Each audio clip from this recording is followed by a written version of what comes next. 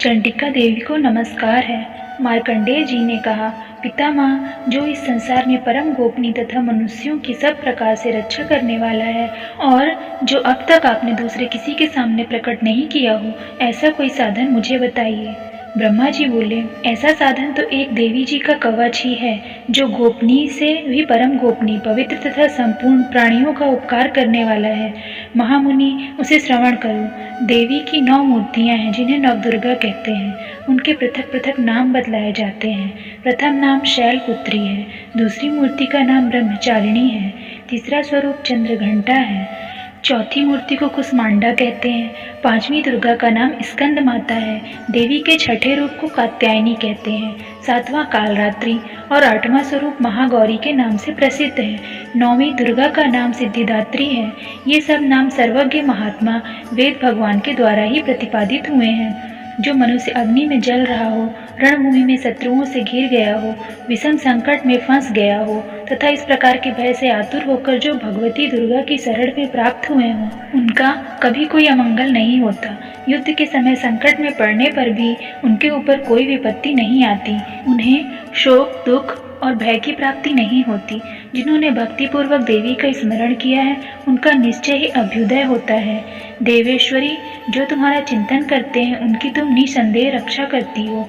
चामुंडा देवी प्रेत पर आरूढ़ होती हैं, वाराही भैंस पर सवारी करती हैं, ऐन्द्री का वाहन ऐरावत हाथी है, वैष्णवी देवी गरुड़ पर ही आसन जमाती हैं, माहेश्वरी वृषभ पर आरूढ़ होती है, कौमारी का वाहन मयूर है, भगवान विष्णु की प्रियतमा लक्ष्मी देवी कमल के आसन पर विराजमान है और हाथों में कमल धारण किए हुए हैं। वृषभ पर आरूढ़ ईश्वरी देवी ने श्वेत रूप धारण कर रखा है। ब्रह्मा देवी हंस पर बैठी हुई हैं और सब प्रकार के आभूषणों से विभूषित हैं। इस प्रकार ये सभी माताएं सब प्रकार की योग शक्तियों से संपन्न हैं। इनके सिवा और भी बहुत सी देवियां हैं जो अनेक प्रकार के आभूषणों की शोभा से युक्त तथा नाना प्रकार के रत्नों से सुशोभित हैं। ये संपूर्ण देवियां क्रोध में भरी हुई हैं और भक्तों की रक्षा के लिए रथ पर बैठी दिखाई देती हैं। ये शंख, चक्र, गदा, शक्ति, हल और मूसल, खेटक और तोमर, परशु तथा पाश, कुंत और त्रिशूल एवं उत्तम शारंग, धनुष आदि अस्त्र शस्त्र अपने हाथों में धारण करती हैं। दैत्यों के शरीर का नाश करना, भक्तों को अभयदान देना और देवताओं का कल्याण करना, यही उनके शस्त्र धारण का उद्देश्य है। कवच आरंभ करने के पहले इस प्रकार की प्रार्थना करनी चाहिए। महान रौद्र रूप, अत्यंत घोर पराक्रम, महान बल और महान उत्साह वाली देवी, तुम महान भय का नाश करने वाली हो। तुम्हें नमस्कार है। तुम्हारी ओर देखना भी कठिन है। शत्रुओं का भय बढ़ाने वाली जगदम्बिके, मेरी रक्षा करो। पूर्व दिशा में ऐन्द्री मेरी रक्षा करें, अग्निकोण में अग्नि शक्ति, दक्षिण दिशा में वाराही तथा नैऋत्य कोण में खंगधारिणी मेरी रक्षा करें, पश्चिम दिशा में वारुणी और वायव्य कोण में मृग पर सवारी करने वाली देवी मेरी रक्षा करें, उत्तर दिशा में कौमारी और ईशान कोण में शूलधारिणी रक्षा करें। ब्रह्माणी, तुम ऊपर की ओर से मेरी रक्षा करो और वैष्णव देवी नीचे की ओर से मेरी रक्षा करें। इसी प्रकार शव को अपना वाहन बनाने वाली चामुंडा देवी दशों दिशाओं में मेरी रक्षा करें। जया आगे से और विजया पीछे की ओर से मेरी रक्षा करें। उमा मेरे मस्तक पर विराजमान होकर रक्षा करें, ललाट में मालाधरी रक्षा करें और यशस्विनी देवी मेरी भौहों का संरक्षण करें। भौहों के मध्य भाग में त्रिनेत्र और नथनों की यमघंटा देवी रक्षा करें। दोनों नेत्रों के मध्य भाग में शंखिनी और कानों में द्वारवासिनी रक्षा करें। कालिका देवी कपोलों की तथा भगवती शांकरी कानों के मूल भाग की रक्षा करें। नासिका में सुगंधा और ऊपर के ओंठ में चर्चिका देवी रक्षा करें। नीचे के ओंठ में अमृत कला तथा जीवा में सरस्वती देवी रक्षा करें। कौमारी दांतों की और चंडिका कंठ प्रदेश की रक्षा करें। चित्रघंटा गले की घाटी की और महामाया तालु में रह रक्षा करें। कामाक्षी ठोड़ी की और सर्वमंगला मेरी वाणी की रक्षा करें। भद्रकाली ग्रीवा में और धनुर्धरी पृष्ठवंश में रहकर रक्षा करें। कंठ के बाहरी भाग में नील ग्रीवा और कंठ की नील में नलकुबरी रक्षा करें। दोनों कंधों में खड़ंगिनी और मेरी दोनों भुजाओं में वज्रधारिणी रक्षा करें। दोनों हाथों में दंडिनी और अंगुलियों में अंबिका रक्षा करें। शूलेश्वरी नखों की रक्षा करें। फूलेश्वरी कुक्षी में रहकर रक्षा करें। महादेवी दोनों स्तनों की और शोक विनाशिनी देवी मन की रक्षा करें। ललिता देवी हृदय में और शूलधारिणी उदर में रहकर रक्षा करें।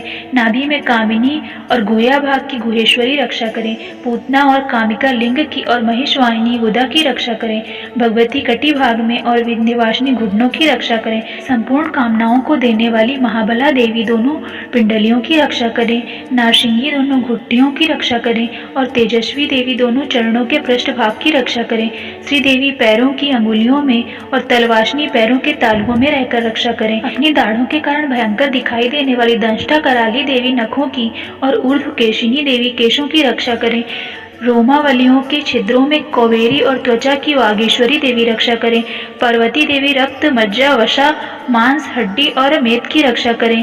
आंतों की कालरात्रि और पित्त की मुकुटेश्वरी रक्षा करें। मूलाधार आदि कमल कोशों में पद्मावती देवी और कफ में चूड़ामणि देवी स्थित होकर रक्षा करें।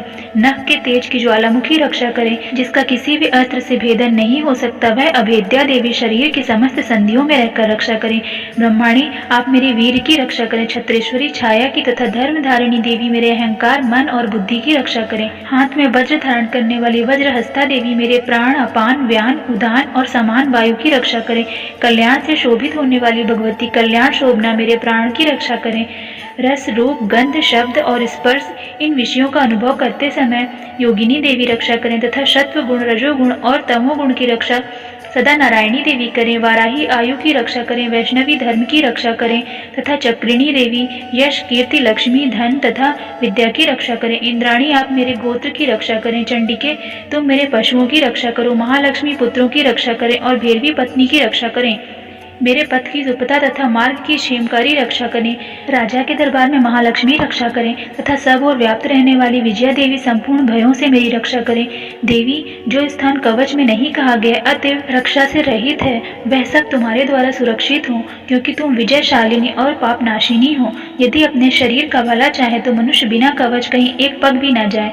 कवच का पाठ करके ही यात्रा करे। कवच के द्वारा सब ओर से सुरक्षित मनुष्य जहाँ जहाँ भी जाता है वहाँ वहाँ उसे धन लाभ होता है तथा संपूर्ण कामनाओं की सिद्धि करने वाली विजय की प्राप्ति होती है। वह जिस जिस अभीष्ट वस्तु का चिंतन करता है उसे उसको निश्चय ही प्राप्त कर लेता है। वह पुरुष इस पृथ्वी पर तुलना रहित महान ऐश्वर्य का भागी होता है। कवच से सुरक्षित मनुष्य निर्भय हो जाता है। युद्ध में उसकी पराजय नहीं होती तथा वह तीनों लोकों में पूजनीय होता है। देवी का यह कवच देवताओं के लिए भी दुर्लभ है। जो प्रतिदिन नियम पूर्वक तीनों संध्याओं के समय श्रद्धा के साथ इसका पाठ करता है उसे देवी कला प्राप्त होती है तथा वह तीनों लोकों में कहीं भी पराजित नहीं होता। इतना ही नहीं, वह अब मृत्यु से रहित हो 100 से भी अधिक वर्षों तक जीवित रहता है। मकड़ी, चेचक और कोढ़ आदि उसकी संपूर्ण व्याधियां नष्ट हो जाती हैं। कनेर, भांग, अफीम, धतूरे आदि का स्थावर विष, सांप और बिच्छू आदि के काटने से चढ़ा हुआ जंगम विष तथा अहिफेन और तेल के संयोग आदि से बनने वाला कृत्रिम विष, ये सभी प्रकार के विष दूर हो जाते हैं, उनका कोई असर नहीं होता।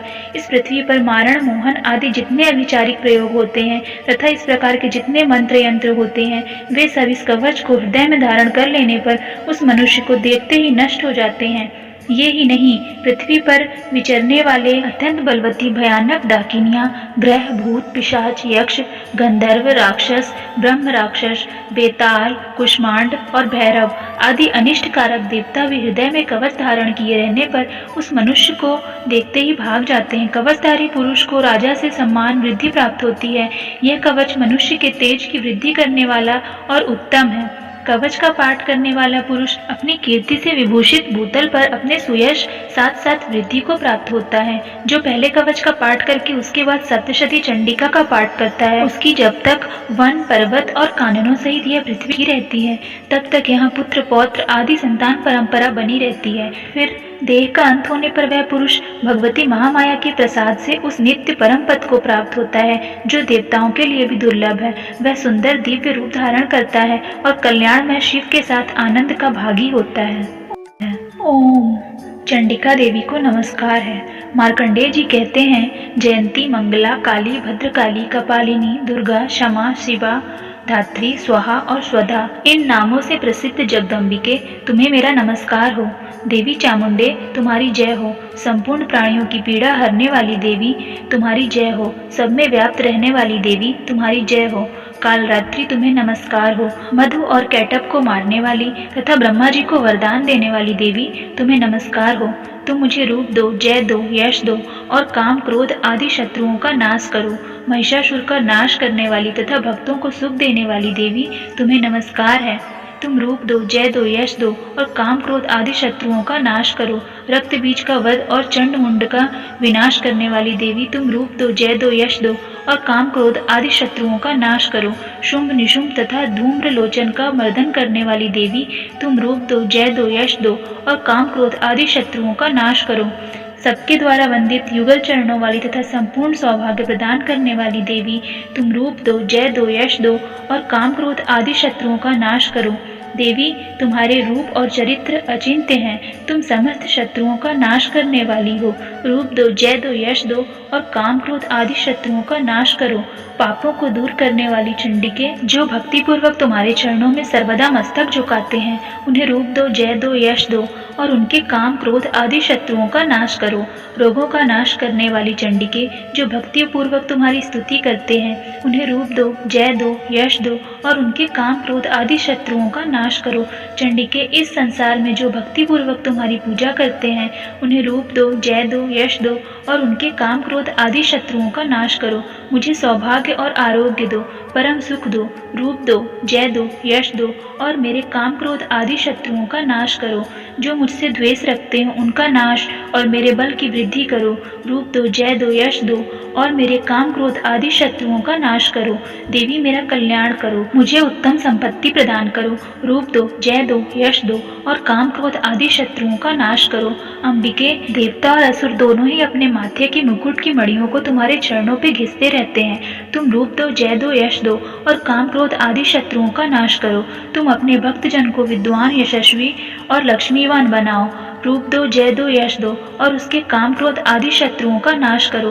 प्रचंड दैत्यों के दर्प का दलन करने वाली चंडिके, मुझे शरणागत को रूप दो, जय दो, यश दो और मेरे काम क्रोध आदि शत्रुओं का नाश करो।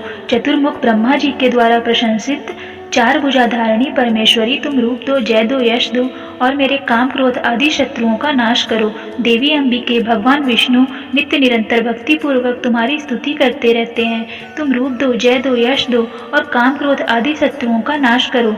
हिमालय कन्या पार्वती के पति महादेव जी के द्वारा प्रशंसित होने वाली परमेश्वरी, तुम रूप दो, जय दो, यश दो और काम क्रोध आदि शत्रुओं का नाश करो। शचीपति इंद्र के द्वारा सद्भाव से पूजित होने वाली परमेश्वरी, तुम रूप दो, जय दो, यश दो और काम क्रोध आदि शत्रुओं का नाश करो।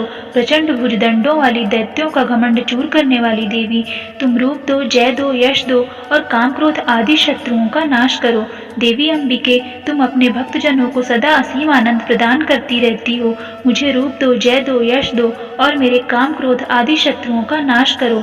मन की इच्छा के अनुसार चलने वाली मनोहर पत्नी प्रदान करो, जो दुर्गम संसार सागर से तारने वाली तथा उत्तम कुल में उत्पन्न हुई हो। जो मनुष्य इस स्तोत्र का पाठ करके सप्तशती रूपी महास्तोत्र का पाठ करता है, वह सप्तशती की जप संख्या से मिलने वाले श्रेष्ठ फल को प्राप्त होता है, साथ ही वह प्रचुर संपत्ति भी प्राप्त कर लेता है। ओम चंडिका देवी को नमस्कार है। मार्कंडेय जी कहते हैं, विशुद्ध ज्ञान ही जिनका शरीर है, तीनों वेद ही जिनके तीन दिव्य नेत्र हैं, जो कल्याण प्राप्ति के हेतु हैं तथा अपने मस्तक पर अर्धचंद्र का मुकुट धारण करते हैं, उन भगवान शिव को नमस्कार है। मंत्रों का जो अभिकीलक है, अर्थात मंत्रों की सिद्धि में विघ्न उपस्थित करने वाले शाप रूपी कीलक का जो निवारण करने वाला है, उस सप्तशती स्तोत्र को संपूर्ण रूप से जानना चाहिए। यद्यपि सप्तशती के अतिरिक्त अन्य मंत्रों के जप में भी जो निरंतर लगा रहता है, वह भी कल्याण का भागी होता है। उसके भी उच्चाटन आदि कर्म सिद्ध होते हैं तथा उसे भी समस्त दुर्लभ वस्तुओं की प्राप्ति हो जाती है। तथापि जो अन्य मंत्रों का जप न करके केवल इस सप्तशती नामक स्तोत्र से ही देवी की स्तुति करते हैं, उन्हें स्तुति मात्र से ही सच्चिदानंद स्वरूपिणी देवी सिद्ध हो जाती हैं। उन्हें उन्हें अपने कार्य की सिद्धि के लिए मंत्र, औषधि तथा अन्य किसी साधन के उपयोग की आवश्यकता नहीं रहती। बिना जप के ही उनके उच्चाटन आदि समस्त अभिचारिक कर्म सिद्ध हो जाते हैं। इतना ही नहीं, उनके संपूर्ण अभीष्ट वस्तुएं भी सिद्ध होती हैं। लोगों के मन में यह शंका थी कि जब केवल सप्तशती की उपासना से अथवा सप्तशती को छोड़कर अन्य मंत्रों की उपासना से भी समान रूप से सब कार्य सिद्ध होते हैं, तब इनमें श्रेष्ठ कौन सा साधन है। लोगों की इस शंका को सामने रखकर भगवान शंकर ने अपने पास आए हुए जिज्ञासुओं को समझाया कि यह सप्तशती नामक संपूर्ण स्तोत्र ही सर्वश्रेष्ठ एवं कल्याणमय है। तदनंतर भगवती चंडिका के सप्तशती नामक स्तोत्र को महादेव जी ने गुप्त कर दिया।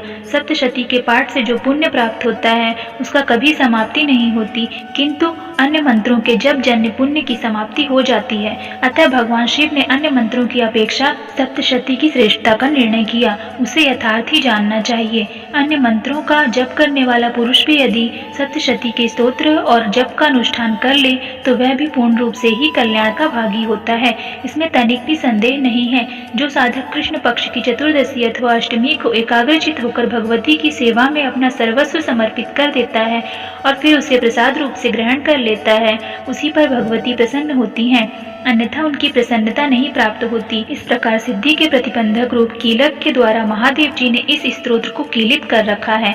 जो पूर्वोक्त रीति से निष्कीलन करके इस सप्तशती स्तोत्र का प्रतिदिन स्पष्ट उच्चारण पूर्वक पाठ करता है, वह मनुष्य सिद्ध हो जाता है, वह देवी का पार्षद होता है और वही गंधर्व भी होता है। सर्वत्र विचरते रहने पर भी इस संसार में उसे कहीं कोई भय नहीं होता है। वह अब मृत्यु के वश में नहीं पड़ता तथा देह त्यागने के अनंतर मोक्ष प्राप्त कर लेता है। अतः कीलन को जानकर उसका परिहार करके ही सप्तशती पाठ आरंभ करें। जो ऐसा नहीं करता उसका नाश हो जाता है। इसलिए कीलक और निष्कीलन का ज्ञान प्राप्त करने पर ही यह स्तोत्र निर्दोष होता है और विद्वान पुरुष इस निर्दोष स्तोत्र का ही पाठ आरंभ करते हैं। स्त्रियों में जो कुछ भी सौभाग्य आदि दृष्टिगोचर होता है वह सब देवी के प्रसाद का ही फल है। अतः इस कल्याण में स्तोत्र का सदा जप करना चाहिए। इस स्तोत्र का मंद स्वर से पाठ करने पर भी स्वल्प फल की प्राप्ति होती है और उच्च स्वर से पाठ करने पर पूर्ण फल की सिद्धि होती है। अतः उच्च स्वर से ही इसका पाठ आरंभ करना चाहिए। जिनके प्रसाद से ऐश्वर्य, सौभाग्य, आरोग्य, संपत्ति, शत्रुनाश तथा परम मोक्ष की भी सिद्धि होती है, उन कल्याणमयी जगदम्बा की स्तुति मनुष्य क्यों नहीं करते। प्रथम चरित्र के ब्रह्म ऋषि महाकाली देवता गायत्री छंद, नंदा शक्ति, रक्तदंतिका बीज, अग्नि तत्व और ऋग्वेद स्वरूप हैं। श्री महाकाली देवता की प्रसन्नता के लिए प्रथम चरित्र के जप में विनियोग किया जाता है। भगवान विष्णु के सो जाने पर मधु और कैटभ को मारने के लिए कमल जन्मा। ब्रह्मा जी ने जिनका स्तवन किया था उन महाकाली देवी का मैं सेवन करता हूँ। वे अपने 10 हाथों में खंग, चक्र, गदा, बाण, धनुष, परिघ, शूल, भुषुंडी, मस्तक और शंख धारण करती हैं। उनके 3 नेत्र हैं। वे समस्त अंगों में दिव्य आभूषणों से विभूषित हैं। उनके शरीर की कांति नीलमणि के समान है तथा वे 10 मुख और 10 पैरों से युक्त हैं। मार्कंडेय जी बोले, सूर्य के पुत्र सवर्णी जो 8वें मनु कहे जाते हैं, उनकी उत्पत्ति कथा विस्तार पूर्वक करता हूँ, सुनो। सूर्य कुमार महाभाग सावर्णी भगवती महामाया के अनुग्रह से जिस प्रकार मनवंतर के स्वामी हुए वही प्रसंग सुनाता हूँ। पूर्व काल की बात है। स्वारोचिस मनवंतर में सूरत नाम के एक राजा थे जो चैत्र वंश में उत्पन्न हुए थे। उनका समस्त भूमंडल पर अधिकार था। वे प्रजा को अपने औरस पुत्रों की भांति धर्म पूर्वक पालन करते थे। तो भी उस समय कोला विध्वंसी नाम के क्षत्रिय उनके शत्रु हो गए। राजा सूरत की दंड नीति बड़ी प्रबल थी। उनका शत्रुओं के साथ संग्राम हुआ। यद्यपि कोल विध्वंसी संख्या में कम थे तो भी राजा सूरत युद्ध में उनसे परास्त हो गए। तब वे युद्ध भूमि से अपने नगर को लौट गए और केवल अपने देश के राजा होकर रहने लगे। किंतु वहां भी उन प्रबल शत्रुओं ने उस समय महाभाग राजा सूरत पर आक्रमण कर दिया। राजा का बल क्षीण हो चला था, इसलिए उनके दुष्ट, बलवान एवं दुरात्मा मंत्रियों ने वहां उनकी राजधानी में भी राजकीय सेना और खजानों को हथिया लिया। सूरत का प्रभुत्व नष्ट हो चुका था, इसलिए वे शिकार खेलने के बहाने घोड़े पर सवार हो वहां से अकेले ही एक घने जंगल में चले गए। वहां उन्होंने विप्रवर मेधा मुनि का आश्रम देखा, जहां कितने ही हिंसक जीव परम शांत भाव से रहते थे। मुनि के बहुत से शिष्य उस वन की शोभा बढ़ा रहे थे। वहां जाने पर मुनि ने उनका सत्कार किया और वे उन मुनि श्रेष्ठ के आश्रम पर इधर उधर विचरते हुए कुछ काल तक रहे। फिर ममता से आकृष्ट चित होकर वहाँ इस प्रकार चिंता करने लगे। पूर्व काल में मेरे पूर्वजों ने जिसका पालन किया था वही नगर आज मुझसे रहित है। पता नहीं मेरे दुराचारी भृत्यगण उसकी धर्मपूर्वक रक्षा करते हैं या नहीं। जो सदा मद की वर्षा करने वाला और शूरवीर था वह मेरे प्रधान हाथी अब शत्रुओं के अधीन होकर न जाने किन भोगों को भोगता होगा। जो लोग मेरी कृपा, धन और भोजन पाने से सदा मेरे पीछे पीछे चलते थे वे निश्चय ही अब दूसरे राजाओं का अनुसरण करते होंगे। उन अव्ययी लोगों के द्वारा सदा खर्च होते रहने के कारण अत्यंत कष्ट से जमा किया हुआ मेरा वह खजाना खाली हो जाएगा। ये तथा और भी कई बातें राजा सूरत निरंतर सोचते रहे। एक दिन उन्होंने वहां विप्रवर मेधा के आश्रम के निकट एक वैश्य को देखा और उससे पूछा, भाई तुम कौन हो? तुम्हारे यहाँ आने का क्या कारण है? तुम क्यों शोकग्रस्त और अनमने से दिखाई देते हो? राजा सूरत का यह प्रेम पूर्वक कहा हुआ वचन सुनकर वैश्य ने विनीत भाव से उन्हें प्रणाम करके कहा। वैश्य बोला, राजन, मैं धनियों के कुल में उत्पन्न एक वैश्य हूँ। मेरा नाम समाधि है। मेरे दुष्ट स्त्री पुत्रों ने धन के लोभ से मुझे मेरे घर से बाहर निकाल दिया है। मैं इस समय धन, स्त्री और पुत्रों से वंचित हूँ। मेरे विश्वसनीय बंधुओं ने मेरा ही धन लेकर मुझे दूर किया है, इसलिए दुखी होकर मैं वन में चला आया हूँ। यहाँ रहकर मैं इन बातों को नहीं जानता कि मेरे पुत्रों की, स्त्री की और स्वजनों की कुशलता है या नहीं। इस समय घर में वे कुशल से रहते हैं अथवा उन्हें कोई कष्ट है। वे मेरे पुत्र कैसे हैं? क्या वे सदाचारी हैं अथवा दुराचारी हो गए हैं? राजा ने पूछा, जिन लोभी स्त्री, पुत्र आदि ने धन के कारण तुम्हें घर से निकाल दिया, उनके प्रति तुम्हारे चित्त में इतना स्नेह का बंधन क्यों है? वैश्य बोला, आप मेरे विषय में जैसी बात कहते हैं वैसा सब ठीक है, किंतु क्या करूं, मेरा मन निष्ठुरता नहीं धारण करता। जिन्होंने धन के लोभ में पड़कर पिता के प्रति स्नेह, पति के प्रति प्रेम तथा आत्मीय जन के प्रति अनुराग को तिलांजलि दे मुझे घर से निकाल दिया, उन्हीं के प्रति मेरे हृदय में स्नेह है। महामते, गुणहीन बंधुओं के प्रति भी मेरे चित्त में इस प्रकार प्रेम मग्न हो रहा है। यह क्या है? इस बात को मैं जानकर भी नहीं जान पाता। उनके लिए मैं लंबी सांसें ले रहा हूँ और मेरा हृदय अत्यंत दुखित हो रहा है। उन लोगों में प्रेम का सर्वथा अभाव है, तो भी उनके प्रति जो मेरा मन निष्ठुर नहीं हो पाता, इसके लिए मैं क्या करूं? सूरत और वह समाधि नामक वैश्य दोनों साथ साथ मेधा मुनि की सेवा में उपस्थित हुए और उनके साथ यथा योग्य न्यायानुकूल विनयपूर्ण बर्ताव करके बैठे। तत्पश्चात वैश्य और राजा ने कुछ वार्तालाप आरंभ किया। राजा ने कहा, भगवान, मैं आपसे एक बात पूछना चाहता हूँ, उसे बताइए। मेरा चित्त अपने अधीन न होने के कारण यह बात मेरे मन को बहुत दुख देती है। जो राज्य मेरे हाथ से चला गया उसमें और उसके संपूर्ण अंगों में मेरी ममता बनी हुई है। मुनि श्रेष्ठ, यह जानते हुए भी कि वह अब मेरा नहीं है, अज्ञानी की भांति मुझे उसके लिए दुख होता है। यह क्या है? इधर यह वैश्य भी घर से अपमानित होकर आया है। इसके पुत्र, स्त्री और भृत्यों ने इसे छोड़ दिया है। स्वजनों ने भी इसका परित्याग कर दिया है, तो भी यह उनके प्रति अत्यंत हार्दिक स्नेह रखता है। इस प्रकार यह तथा मैं दोनों ही बहुत दुखी हैं। जिसमें प्रत्यक्ष दोष देखा गया है उस विषय के लिए भी हमारे मन में ममता जनित आकर्षण पैदा हो रहा है। महाभाग, हम दोनों समझदार हैं, तो भी हम में जो मोह पैदा हुआ है यह क्या है?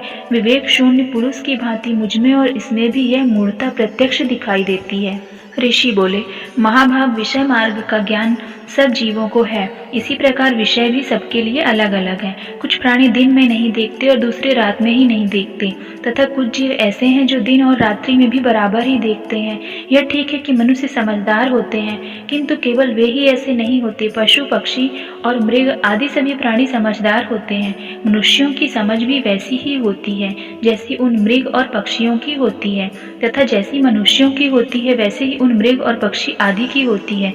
यह तथा अन्य बातें भी प्रायः दोनों में समान है। समझ होने पर भी इन पक्षियों को देखो, ये स्वयं भूख से पीड़ित होते हुए भी मोहवश बच्चों की चोंच में कितने चाव से अन्न के दाने डाल रहे हैं। नरश्रेष्ठ, क्या तुम नहीं देखते कि ये मनुष्य समझदार होते हुए भी लोभवश अपने किए हुए उपकार का बदला पाने के लिए पुत्रों की अभिलाषा करते हैं? यद्यपि उन सब में समझ की कमी नहीं है, तथापि वे संसार की स्थिति बनाए रखने वाले भगवती महामाया के प्रभाव द्वारा ममता में भंवर से युक्त मोह के गहरे गर्त में गिराए गए हैं।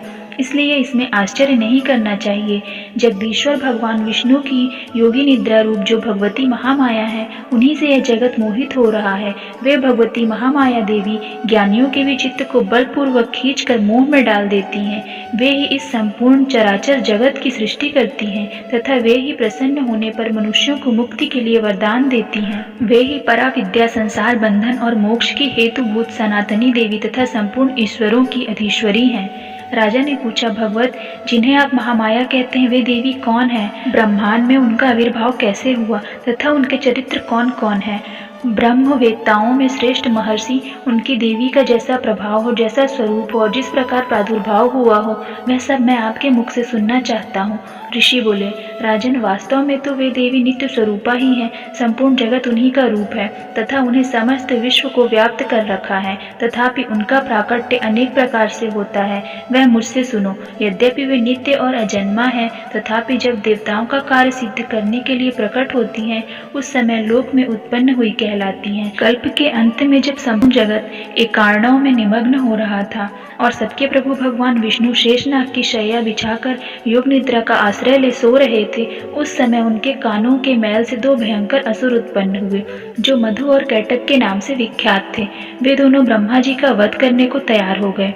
भगवान विष्णु के नाभिक मल में विराजमान प्रजापति ब्रह्मा जी ने जब उन दोनों भयानक असुरों को अपने पास आया और भगवान को सोया हुआ देखा, तब एकाग्रचित होकर उन्होंने भगवान विष्णु को जगाने के लिए उनके नेत्रों में निवास करने वाली योग निद्रा का स्तवन आरंभ किया, जो इस विश्व की अधीश्वरी, जगत को धारण करने वाली, संसार का पालन और संहार करने वाली तेज स्वरूप भगवान विष्णु की अनुपम शक्ति है।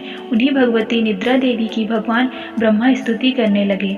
ब्रह्मा जी ने कहा, देवी, तुम ही स्वाहा, तुम ही स्वधा और तुम ही वषटकार हो। स्वर भी तुम्हारे ही स्वरूप हैं। तुम ही जीवन दायनी सुधा हो। नित्य अक्षर प्रणव में आकार, उकार, मकार, इन तीनों मात्राओं के रूप में तुम ही स्थित हो तथा इन तीनों मात्राओं के अतिरिक्त जो बिंदु स्वरूप नित्य अर्ध मात्रा है, जिसका विशेष रूप से उच्चारण नहीं किया जा सकता, वह भी तुम ही हो। देवी, तुम ही संध्या, सावित्री तथा परम जननी हो। देवी, तुम ही इस विश्व ब्रह्मांड को धारण करती हो।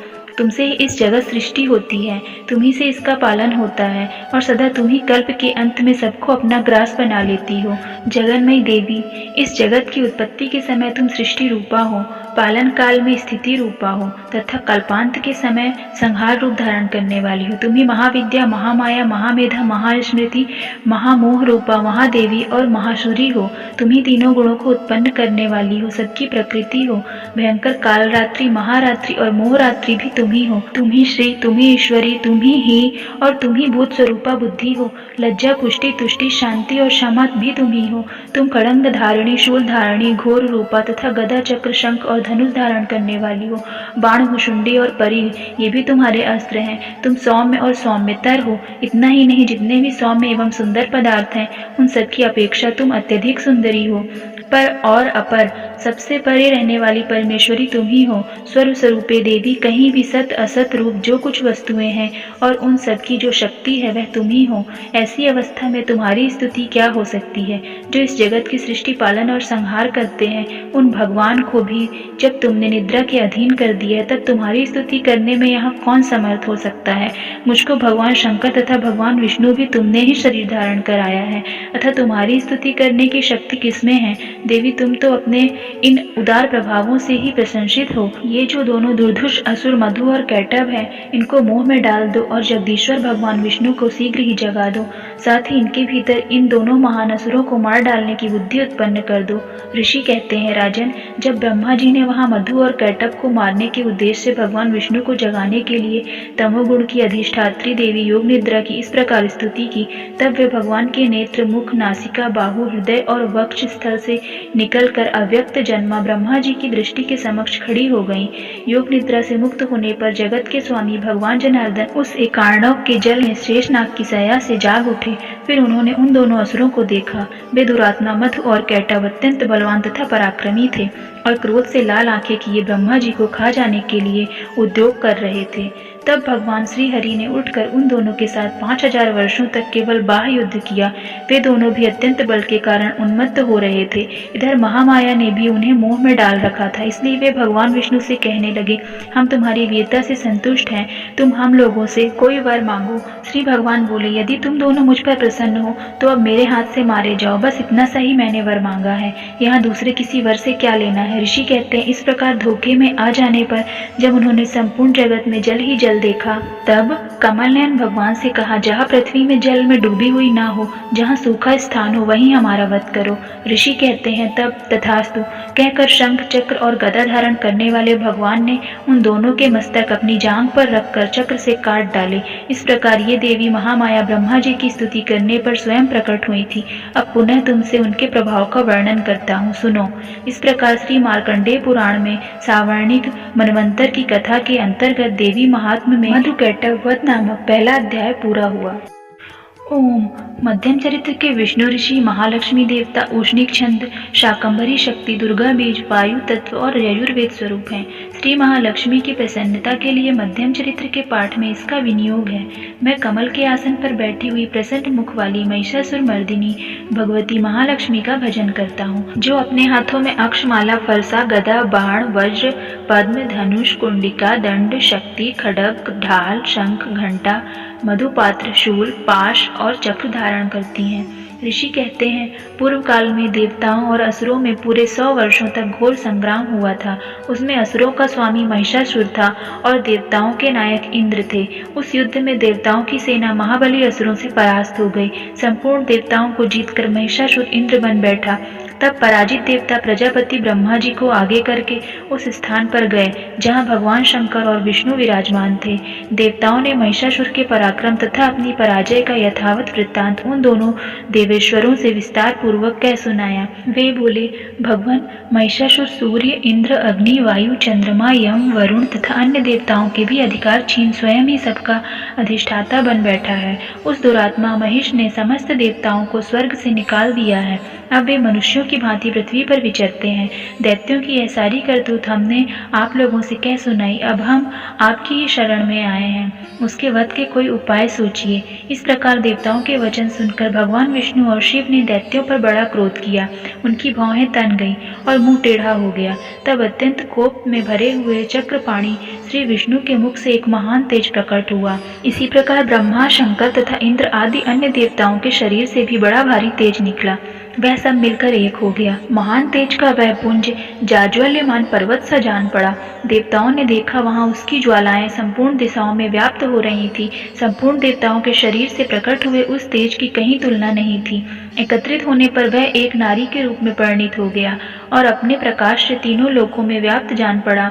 भगवान शंकर का जो तेज था, उससे उस देवी का मुख प्रकट हुआ। यमराज के तेज से उसके सिर में बाल निकल आए। श्री विष्णु भगवान के तेज से उसमें भुजाएं उत्पन्न हुई। चंद्रमा के तेज से दोनों स्तनों का और इंद्र के तेज से मध्य भाग का प्रादुर्भाव हुआ। वरुण के तेज से जंघा और पिंडली तथा पृथ्वी के तेज से नितंब भाग प्रकट हुआ। ब्रह्मा के तेज से दोनों चरण और सूर्य के तेज से उसकी अंगुलियां हुई। वसुओं के तेज से हाथों की अंगुलियां हुई और कुबेर के तेज से नासिका प्रकट हुई। उस देवी के दांत प्रजापति के तेज से और तीनों नेत्र अग्नि के तेज से प्रकट हुए। उसकी भौहें संध्या के तथा कान वायु के तेज से उत्पन्न हुए। इसी प्रकार अन्य देवताओं के तेज से भी उस कल्याणमयी देवी का आविर्भाव हुआ। तदंतर समस्त देवताओं के तेज से प्रकट हुई देवी को देखकर महिषासुर के सताए हुए देवता बहुत प्रसन्न हुए। पिनाकधारी भगवान शंकर ने अपने शूल से एक शूल निकालकर उन्हें दिया। फिर भगवान विष्णु ने भी अपने चक्र से एक चक्र उत्पन्न करके भगवती को अर्पण किया। वरुण ने भी शंख भेंट किया। अग्नि ने उन्हें शक्ति दी और वायु ने धनुष तथा बाण से भरे हुए 2 तरकस प्रदान किए। सहस्त्र नेत्रों वाले देवराज इंद्र ने अपने वज्र से वज्र उत्पन्न करके दिया और ऐरावत हाथी से उतार कर एक घंटा भी प्रदान किया। यमराज ने कालदंड से दंड, वरुण ने पाश, प्रजापति ने स्फटिक कक्ष की माला तथा ब्रह्मा जी ने कमंडल भेंट किया। सूर्य ने देवी की समस्त रोमकूपों में अपनी किरणों का तेज भर दिया। काल ने उन्हें चमकती हुई ढाल और तलवार दी। क्षीर समुद्र ने उज्ज्वल हार तथा कभी जीर्ण न होने वाले 2 दिव्य वस्त्र भेंट किए। साथ ही उन्होंने दिव्य चूड़ामणि, 2 कुंडल, कड़े, उज्ज्वल अर्धचंद्र, सब बाहुओं के लिए केयूर, दोनों चरणों के लिए नुपुर, गले की सुंदर हंसली और सब अंगुलियों में पहनने के लिए रत्नों की बनी अंगूठियां भेंट की। विश्वकर्मा ने उन्हें अत्यंत निर्मल फरसा भेंट किया। साथ ही अनेक प्रकार के अस्त्र और अभेद कवच दिए। इनके सिवा मस्तक और वक्ष स्थल पर धारण करने के लिए कभी न कुम्हलाने वाले कमलों की मालाएं दी। जलधि ने उन्हें सुंदर कमल का फूल भेंट किया। हिमालय में सवारी के लिए सिंह तथा भांति भांति के रत्न समर्पित किए। धनाध्यक्ष कुबेर ने मधु से भरा पान पात्र दिया तथा संपूर्ण नागों के राजा शेष ने, जो इस पृथ्वी को धारण करते हैं, उन्हें बहुमूल्य मणियों से विभूषित नागहार भेंट किया। इसी प्रकार अन्य देवताओं ने भी आभूषण और अस्त्र शस्त्र देकर देवी का सम्मान किया। तत्पश्चात उन्होंने बारंबार अट्टहास पूर्वक उच्च स्वर से गर्जना की। उनके भयंकर नाद से संपूर्ण आकाश गूंज उठा। देवी का वह अत्यंत उच्च स्वर से किया हुआ सिंहनाद कहीं समा न सका। आकाश उसके सामने लघु प्रतीत होने लगे। उससे बड़े जोर की प्रतिध्वनि हुई, जिससे संपूर्ण विश्व में हलचल मच गई और समुद्र कांप उठे, पृथ्वी डोलने लगी और समस्त पर्वत हिलने लगे। उस समय देवताओं ने अत्यंत प्रसन्नता के साथ सिंहवाणी भवानी से कहा, देवी तुम्हारी जय हो। साथ ही महर्षियों ने भक्ति भाव से विनम्र होकर उनका स्तवन किया। संपूर्ण त्रिलोकी को शोकग्रस्त देख दैत्यगण अपनी समस्त सेना को कवच आदि से सुसज्जित कर हाथों में हथियार ले सहसा उठ खड़े हो गए। उस समय महिषासुर बड़े क्रोध में आकर कहा, यह क्या हो रहा है। फिर वह संपूर्ण असुरों से घिरकर उस सिंहनाद की ओर लक्ष्य करके दौड़ा और आगे पहुंचकर उसने देवी को देखा, जो अपनी प्रभा से तीनों लोगों को प्रकाशित कर रही थी। उनके चरणों के भार से पृथ्वी दबी जा रही थी, माथे के मुकुट से आकाश में रेखा सी खिंच रही थी तथा वे अपने धनुष की टंकार से सातों पातालों को क्षुब्ध किए देती थी। देवी अपने हजारों भुजाओं से संपूर्ण दिशाओं को आच्छादित करके खड़ी थी। तदंतर उनके साथ दैत्यों का युद्ध छिड़ गया। नाना प्रकार के अस्त्र शस्त्रों के प्रहार से संपूर्ण दिशाएं उद्भासित होने लग गईं। चिक्षुर नामक महान असुर महिषासुर का सेना नायक था। वह देवी के साथ युद्ध करने लगा। अन्य दैत्यों की चतुरंगणी सेना साथ लेकर चामर भी लड़ने लगा। 60,000 रथियों के साथ आकर उदग्र नामक महादैत्य ने लोहा किया। 1 करोड़ रथियों के साथ लेकर महाहनु नामक दैत्य युद्ध करने लगा, जिसके रोए तलवार के समान तीखे थे। वह अशिलोमा नामक महादैत्य 5 करोड़ रथी सैनिकों सहित युद्ध में आ डटा। 60 लाख रथियों से घिरा हुआ बाष्कल नामक दैत्य भी उस युद्ध में लड़ने लगा। परिवारित नामक राक्षस हाथी सवार और घुड़सवारों के अनेक दलों तथा 1 करोड़ रथियों की सेना लेकर युद्ध करने लगा। बिडाल नामक दैत्य 5 अरब रथियों से घिरकर लोहा लेने लगा। इनके अतिरिक्त और भी हजारों महादैत्य रथ, हाथी और घोड़ों की सेना साथ लेकर वहां देवी के साथ युद्ध करने लगे। स्वयं महिषासुर उस रणभूमि में कोटि कोटि सहस्त्र रथ, हाथी और घोड़ों की सेना से घिरा खड़ा हुआ था। वे दैत्य देवी के साथ तोमर, भिंदीपाल, शक्ति, मूसल, खड़ग, परशु और पट्टिस आदि अस्त्र शस्त्रों का प्रहार करते युद्ध कर रहे थे। कुछ दैत्यों ने उन पर शक्ति का प्रहार किया, कुछ लोगों ने पाश फेंके तथा कुछ दूसरे दैत्यों ने खंग प्रहार किया। देवी को मार डालने का उद्योग किया।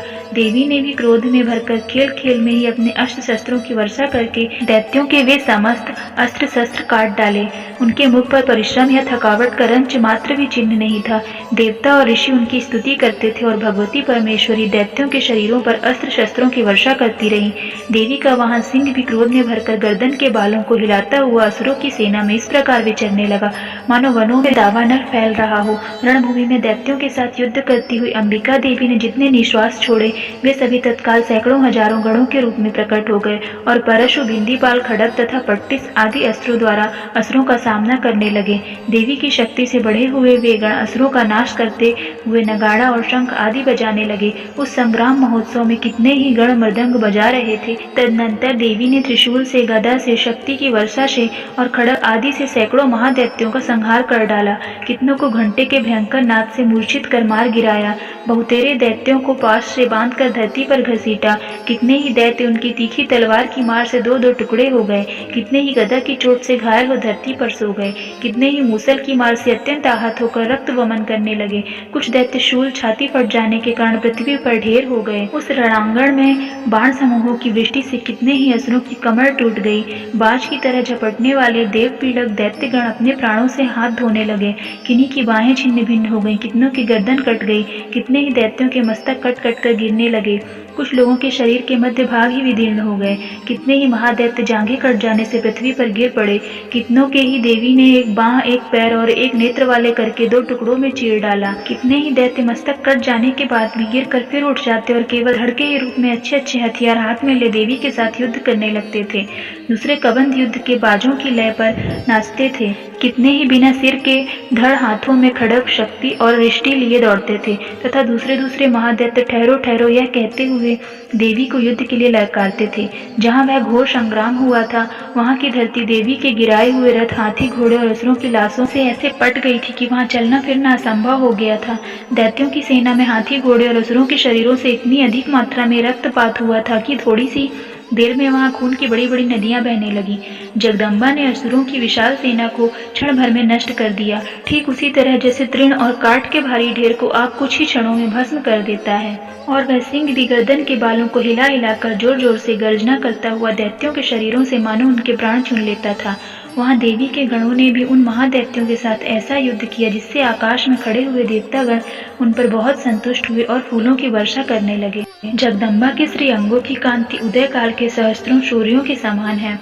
वे लाल रंग की रेशमी साड़ी पहने हुए हैं, उनके गले में मुंडमाला शोभा पा रही है, दोनों स्तनों पर रक्त चंदन का लेप लगा है। वे अपने कर कमलों में जप, मालिका, विद्या और अभय तथा वर नामक मुद्राएं धारण किए हुए हैं। तीनों नेत्रों से सुशोभित मुखारविंद की बड़ी शोभा हो रही है। उनके मस्तक पर चंद्रमा के साथ ही रत्न में मुकुट बंधा है तथा वे कमल के आसन पर विराजमान है। ऐसी देवी को मैं भक्तिपूर्वक प्रणाम करता हूँ। ऋषि कहते हैं, दैत्यों की सेना को इस प्रकार तहस नहस होते देख महादैत्य सेनापति चिक्षुर क्रोध में भरकर अंबिका देवी से युद्ध करने के लिए आगे बढ़ा। वह असुर रणभूमि में देवी के ऊपर इस प्रकार बाणों की वर्षा करने लगा जैसे बादल मेरुगिरी के शिखर पर पानी की धार बरसा रहा हो। तब देवी ने अपने बाणों से उसके बाण समूहों का अनायास ही काटकर उसके घोड़ों और सारथिकों को भी मार डाला। साथ ही उसके धनुष तथा अत्यंत ऊंची ध्वजा को भी तत्काल काट गिराया। धनुष कट जाने पर उसके अंगों को अपने बाण से बींध डाला। धनुष, रथ, घोड़े और सारथी के नष्ट हो जाने पर वह असुर ढाल और तलवार लेकर देवी की ओर दौड़ा। उसने तीखी धारा वाली तलवार से सिंह के मस्तक पर चोट करके देवी की बाईं भुजा में बड़े वेग से प्रहार किया। राजन, देवी की बाह पर पहुंचते ही वह तलवार टूट गई। फिर तो क्रोध से लाल आंखें करके उस राक्षस ने शूल हाथ में लिया और उसे उस महादैत्य ने भगवती की भद्रकाली के ऊपर चलाया। वह शूल आकाश से गिरते हुए सूर्यमंडल की भांति अपने तेज से प्रज्वलित हो उठा। उस शूल को अपनी ओर आते देख देवी ने भी शूल का प्रहार किया। उससे राक्षस के शूल सैकड़ों टुकड़े हो गए। साथ ही महादैत्य चिक्षुर की भी धज्जियां उड़ गईं। वह प्राणों से हाथ धो बैठा। महिषासुर के सेनापति उस महापराक्रमी चिक्षुर के मारे जाने पर देवताओं को पीड़ा देने वाला चामर हाथी पर चढ़कर आया। उसने भी देवी के ऊपर शक्ति का प्रहार किया, किंतु जगदम्बा ने उसे अपने हुंकार से ही आहत एवं निष्प्रभ करके तत्काल पृथ्वी पर गिरा दिया। शक्ति टूटकर गिरी हुई देख चामर को बड़ा क्रोध हुआ। अब उसने शूल चलाया, किंतु देवी ने उसे भी अपने बाणों द्वारा काट डाला। इतने में ही देवी का सिंह उछलकर हाथी के मस्तक पर चढ़ बैठा और उस दैत्य के साथ खूब जोर लगाकर बाहु युद्ध करने लगा। वे दोनों लड़ते लड़ते हाथी से पृथ्वी पर आ गए और अत्यंत क्रोध में भरकर एक दूसरे पर बड़े भयंकर प्रहार करते हुए लड़ने लगे। तदनंतर सिंह बड़े वेग से आकाश की ओर उछला और उधर से गिरते समय उसने पंजे की मार से चामर का सिर धड़ से अलग कर दिया। इसी प्रकार उदग्र, विशिला और वृक्ष आदि की मार खाकर रणभूमि में देवी के हाथ से मारा गया तथा कराल भी दांतों की मुक्कों और थप्पड़ों की चोट से धराशायी हो गया। क्रोध में भरी हुई देवी ने गदा की चोट से उद्धत का कचूमर निकाल डाला। बिंदीपाल से बाष्कल को तथा बाणों से ताम्र और अंधक को मौत के घाट पर उतार दिया। 3 नेत्रों वाली परमेश्वरी ने त्रिशूल से उग्राश, उग्रवीर तथा महाहनु नामक दैत्यों को मार डाला। तलवार की चोट से बिडाल के मस्तक को धड़ से काट गिराया। दुर्धुर और दुर्मुख, इन दोनों को भी अपने बाणों से यमलोक भेज दिया। इस प्रकार अपनी सेना का संहार होता देख महिषासुर भैंसे का रूप धारण करके देवी के गणों को त्रास देना आरंभ कर दिया। किन्हीं को थूथून से मारकर, किन्हीं के ऊपर खुरों का प्रहार करके, किन्हीं किन्हीं को पूंछ से चोट पहुंचाकर, कुछ को सींगों से विदीर्ण करके, कुछ गणों को वेग से, किन्हीं को सिंहनाद से, कुछ को चक्कर देकर और कितनों को निश्वास वायु के झोंके से धराशायी कर दिया। इस प्रकार गणों की सेना को गिराकर वह असुर महादेवी के सिंह को मारने के लिए झपटा। इससे जगदम्बा को बड़ा क्रोध हुआ। उधर महापराक्रमी महिषासुर भी क्रोध में भरकर धरती को खुरों से खोदने लगा तथा अपने सींगों से ऊंचे ऊंचे पर्वतों को उठाकर फेंकने और गरजने लगा। उसके वेग से चक्कर देने के कारण पृथ्वी क्षुब्ध होकर फटने लगी। उसकी पूंछ से टकराकर समुद्र सब ओर से डूबने लगा। हिलते हुए सींगों के आघात से विदीर्ण होकर बादलों के टुकड़े टुकड़े हो गए। उसके श्वास की प्रचंड वायु के वेग से उड़े हुए सैकड़ों पर्वत आकाश से गिरने लगे। इस प्रकार क्रोध में भरे उस महादैत्य को अपनी ओर आते देख चंडिका ने उसका वध करने के लिए महान क्रोध किया। उन्होंने पास फेंक कर उस महान असुर को बांध लिया। गया। उस महासंग्राम में बंध जाने पर उसने भैंसे का रूप त्याग दिया और तत्काल सिंह के रूप में वह प्रकट हो गया। उस अवस्था में जगदम्बा ज्यों ही उसका मस्तक काटने के लिए आगे बढ़ती त्यों ही वह खड्गधारी पुरुष के रूप में दिखाई देने लगता। तब देवी ने तुरंत ही बाणों की वर्षा करके ढाल और तलवार के साथ उस पुरुष को भी बांध डाला। इतने में ही वह महान गजराज के रूप में परिणित हो गया तथा अपनी सूंड से देवी के विशाल सिंह को खींचने और गरजने लगा। खींचते समय देवी ने तलवार से उसकी सूंड काट डाली। तब उस महादैत्य ने पुनः भैंसे का शरीर धारण कर लिया और पहले की ही भांति चराचर प्राणियों सहित तीनों लोगों को व्याकुल करने लगा। तब क्रोध में भरी हुई जगन माता चंडिका बारंबार उत्तम मधु का पान करने और लाल आंखें कर हंसने लगी। उधर वह बल और पराक्रम के मत से उन्मत्त हुआ राक्षस गरजने लगा और अपनी सींगों से चंडी के ऊपर पर्वतों को फेंकने लगा। उस समय देवी अपने बाणों के समूहों से उसके फेंके हुए पर्वतों को चूर्ण करते हुए बोली। बोलते समय उनका मुख मधु के मत से लाल हो रहा था और वाणी लड़खड़ा रही थी। देवी ने कहा, ओ मूढ़, मैं जब तक मधु पीती हूँ तब तक तू क्षण भर के लिए खूब गर्ज ले। मेरे हाथ से ही तेरी मृत्यु हो जाने पर अब शीघ्र ही देवता भी गर्जना करेंगे।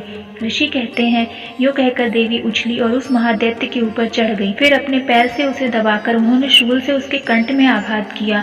उनके पैर से दबा होने पर महिषासुर अपने मुख से दूसरे रूप में बाहर होने लगा।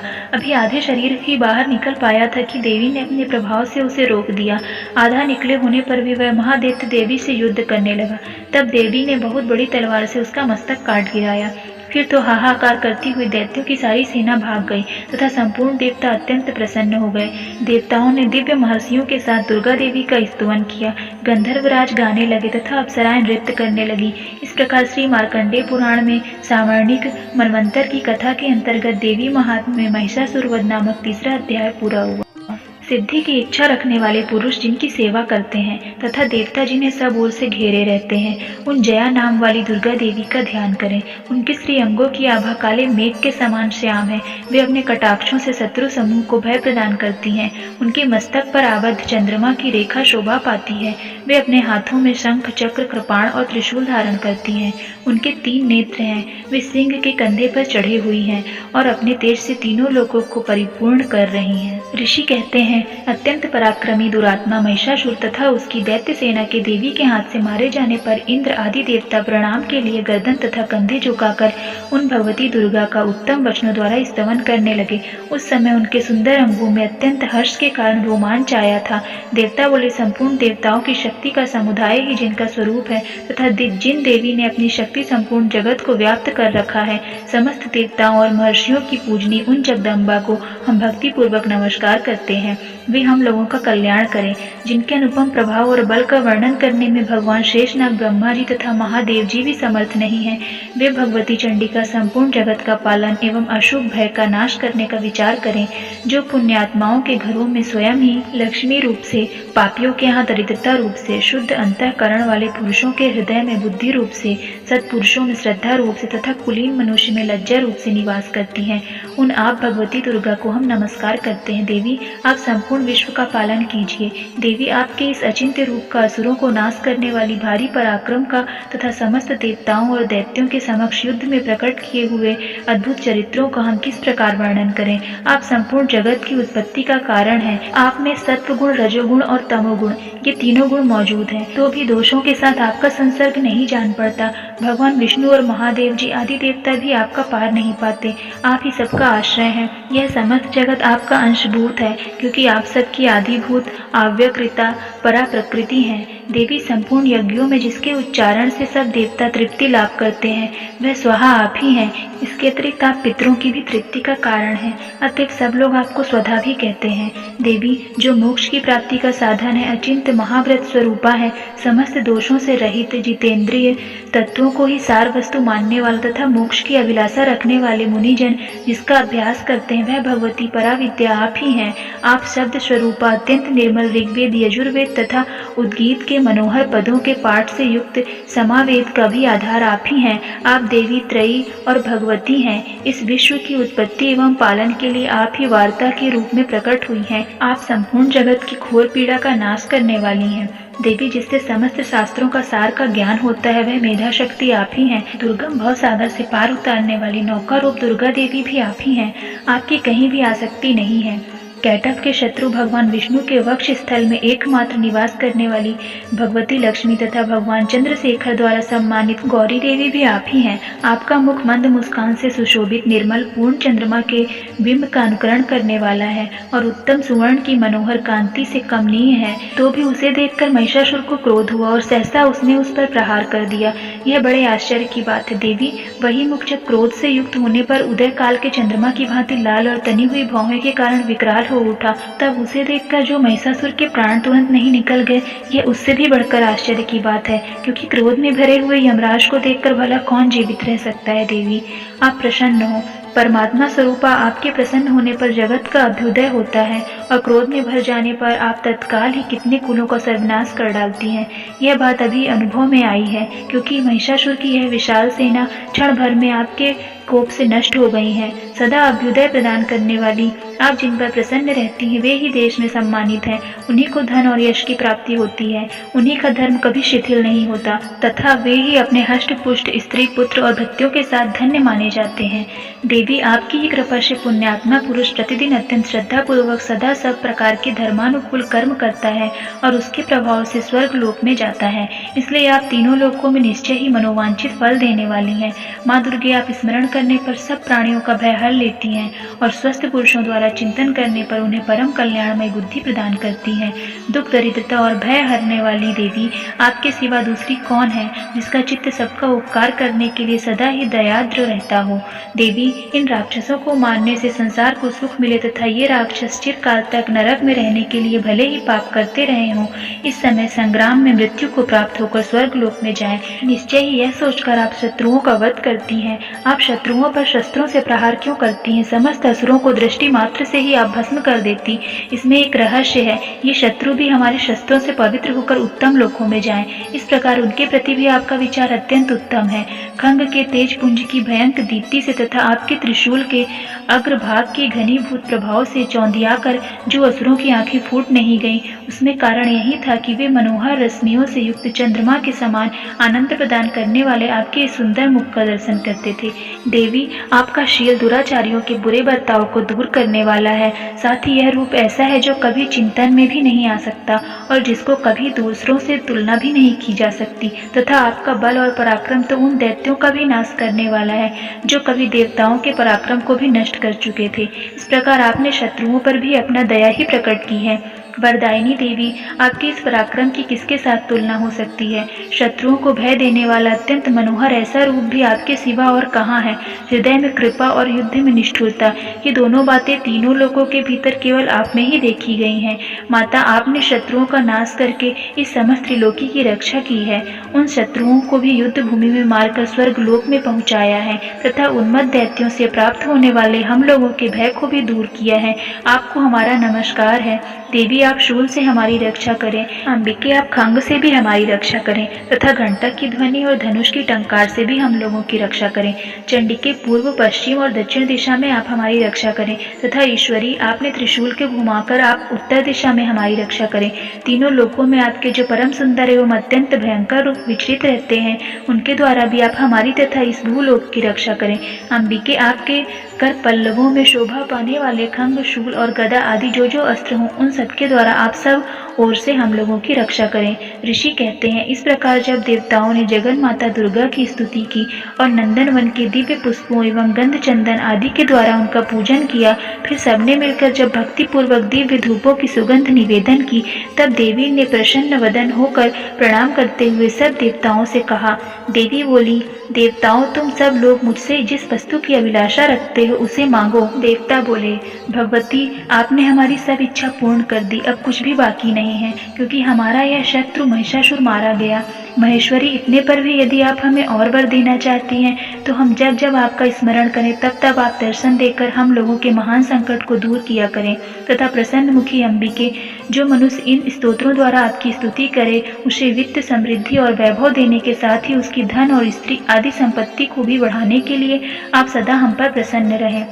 ऋषि कहते हैं, राजन, देवताओं ने जब अपने तथा जगत के कल्याण के लिए भद्रकाली देवी को इस प्रकार प्रसन्न किया, तब वे तथास्तु कहकर वहीं अंतर ध्यान हो गईं। भोपाल, इस प्रकार पूर्व काल में तीनों लोगों का हित चाहने वाली देवी जिस प्रकार देवताओं के शरीर से प्रकट हुई थी, वह सब कथा मैंने कह सुनाई। अब पुनः देवताओं का उपकार करने वाली वे देवी दुष्ट दैत्यों का तथा शुंभ निशुंभ का वध करने एवं सब लोगों की रक्षा करने के लिए गौरी देवी के जिस प्रकार प्रकट हुई थी, वह सब प्रसंग मेरे मुंह से सुनो, मैं उसका तुमसे यथावत वर्णन करता हूँ।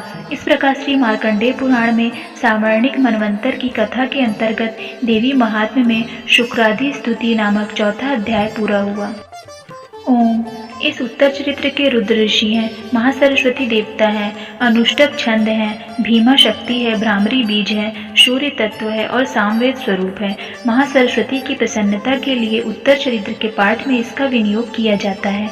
जो अपने कर कमलों में घंटा, शूल, हल, शंख, मूषल, चक्र, धनुष और बाण धारण करती हैं। शरद ऋतु के शोभा संपन्न चंद्रमा के समान जिनकी मनोहर कांति है, जो तीनों लोकों की आधारभूता और शुंभ आदि दैत्यों का नाश करने वाली है, तथा गौरी के शरीर से जिनका प्राकट्य हुआ है, उन महासरस्वती देवी का मैं निरंतर भजन करता हूँ। ऋषि कहते हैं, पूर्व काल में शुंभ और निशुंभ नामक असुरों ने अपने बल के घमंड में आकर शशीपति इंद्र के हाथ से तीनों लोकों का राज्य और यज्ञ भाग छीन लिए। वे ही दोनों सूर्य, चंद्रमा, कुबेर, यम और वरुण के अधिकार का भी उपयोग करने लगा। वायु और अग्नि का कार्य भी वे ही करने लगे। उन दोनों ने सब देवताओं को अपमानित, राज्य भ्रष्ट, पराजित तथा अधिकारहीन करके स्वर्ग से निकाल दिया। उन दोनों महान असुरों से तिरस्कृत देवताओं ने अपराजित देवी का स्मरण किया और सोचा, जगदम्बा ने हम लोगों को वर दिया था कि आपत्ति काल में स्मरण करने पर मैं तुम्हारी सब आपत्तियों का तत्काल नाश करूंगी। यह विचार कर देवता गिरिराज हिमालय पर गए और वहां भगवती विष्णु माया की स्तुति करने लगे। देवता बोले, देवी को नमस्कार है, महादेवी शिवा को सर्वदा नमस्कार है, प्रकृति एवं भद्रा को प्रणाम है। हम लोग नियम पूर्वक जगदम्बा को नमस्कार करते हैं। रौद्रा को नमस्कार है, नित्या गौरी और धात्री को बारंबार नमस्कार है, ज्योत्सनामयी चंद्र रूपिणी एवं सुख स्वरूपा देवी को सतत प्रणाम है। शरणागतों का कल्याण करने वाली वृद्धि एवं सिद्धि रूपा देवी को हम बारंबार नमस्कार करते हैं। नैऋत्य राजाओं की लक्ष्मी तथा सर्वाणी स्वरूपा आप जगदम्बा को बार बार नमस्कार है। दुर्गा, दुर्गपारा, सारा, सर्वकारिणी, ख्याति, कृष्णा और धूम्रा देवी को सर्वदा नमस्कार है। सौम्य तथा अत्यंत रौद्र रूपा देवी को हमारा नमस्कार है, उन्हें हमारा बारंबार प्रणाम है। जगत की आधारभूत कृति देवी को बारंबार नमस्कार है। देवी सब प्राणियों में विष्णु माया के नाम से कही जाती हैं, उनको नमस्कार, उनको नमस्कार, उनको बारंबार नमस्कार है। जो देवी सब प्राणियों में चेतना कहलाती है, उनको नमस्कार, उनको नमस्कार, उनको बारंबार नमस्कार है। जो देवी सब प्राणियों में बुद्धि रूप से स्थित है, उनको नमस्कार, उनको नमस्कार, उनको बारंबार नमस्कार है। जो देवी सब प्राणियों में निद्रा रूप में स्थित है, उनको नमस्कार, उनको नमस्कार, उनको बारंबार नमस्कार है। जो देवी सब प्राणियों में क्षुधा रूप से स्थित है, उनको नमस्कार, उनको नमस्कार, उनको बारंबार नमस्कार है। जो देवी सब प्राणियों में छाया रूप से स्थित है, उनको नमस्कार, उनको नमस्कार, उनको बारंबार नमस्कार है। जो देवी सब प्राणियों में शक्ति रूप से स्थित है, उनको नमस्कार, उनको नमस्कार, उनको बारंबार नमस्कार है। जो देवी सब प्राणियों में तृष्णा रूप से स्थित है, उनको नमस्कार, उनको नमस्कार, उनको बारंबार नमस्कार है। जो देवी सब प्राणियों में क्षमा रूप से स्थित है, उनको नमस्कार, उनको नमस्कार, उनको बारंबार नमस्कार है। जो देवी सब प्राणियों में जाति रूप से स्थित है, उनको नमस्कार, उनको नमस्कार, उनको बारंबार नमस्कार है। जो देवी सब प्राणियों में लज्जा रूप से स्थित है, उनको नमस्कार, उनको नमस्कार, उनको बारंबार नमस्कार है। जो देवी सब प्राणियों में शांति रूप से स्थित है, उनको नमस्कार, उनको नमस्कार, उनको बारंबार नमस्कार है। जो देवी सब प्राणियों में श्रद्धा रूप से स्थित है, उनको नमस्कार, उनको नमस्कार, उनको बारंबार नमस्कार है। जो देवी सब प्राणियों में कांति रूप से स्थित है, उनको नमस्कार, उनको नमस्कार, उनको बारंबार नमस्कार है। जो देवी सब प्राणियों में लक्ष्मी रूप से स्थित है, उनको नमस्कार, उनको नमस्कार, उनको बारंबार नमस्कार है। जो देवी सब प्राणियों में वृत्ति रूप से स्थित है, उनको नमस्कार, उनको नमस्कार, उनको बारंबार नमस्कार है। जो देवी सब प्राणियों में स्मृति रूप से स्थित है, उनको नमस्कार, उनको नमस्कार, उनको बारंबार नमस्कार है। जो देवी सब प्राणियों में दया रूप से स्थित है, उनको नमस्कार, उनको नमस्कार, उनको बारंबार नमस्कार है। जो देवी सब प्राणियों में दृष्टि रूप से स्थित है, उनको नमस्कार, उनको नमस्कार, उनको बारंबार नमस्कार है। जो देवी सब प्राणियों में माता रूप से स्थित है, उनको नमस्कार, उनको नमस्कार, उनको बारंबार नमस्कार है। जो देवी सब प्राणियों में भ्रांति रूप से स्थित है, उनको नमस्कार, उनको नमस्कार, उनको बारंबार नमस्कार है। जो जीवों की इंद्रिय वर्ग की अधिष्ठात्री देवी एवं सब प्राणियों में सदा व्याप्त रहने वाली है, उन व्याप्ति देवी को बारंबार नमस्कार है। जो देवी चैतन्य रूप से इस संपूर्ण जगत को व्याप्त करके स्थित है, उनको नमस्कार, उनको नमस्कार, उनको बारंबार नमस्कार है।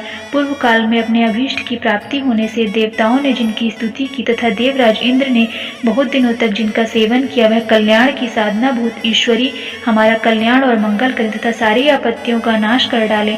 उदंड दैत्यों से सताए हुए हम सभी देवता जिन परमेश्वरी को इस समय नमस्कार करते हैं तथा जो भक्ति से विनम्र पुरुषों द्वारा स्मरण की जाने पर तत्काल ही संपूर्ण विपत्तियों का नाश कर देती हैं, वे जगदम्बा हमारा संकट दूर करें। ऋषि कहते हैं, राजन, इस प्रकार जब देवता स्तुति कर रहे थे उस समय पार्वती देवी गंगा जी के जल में स्नान करने के लिए यहाँ आईं।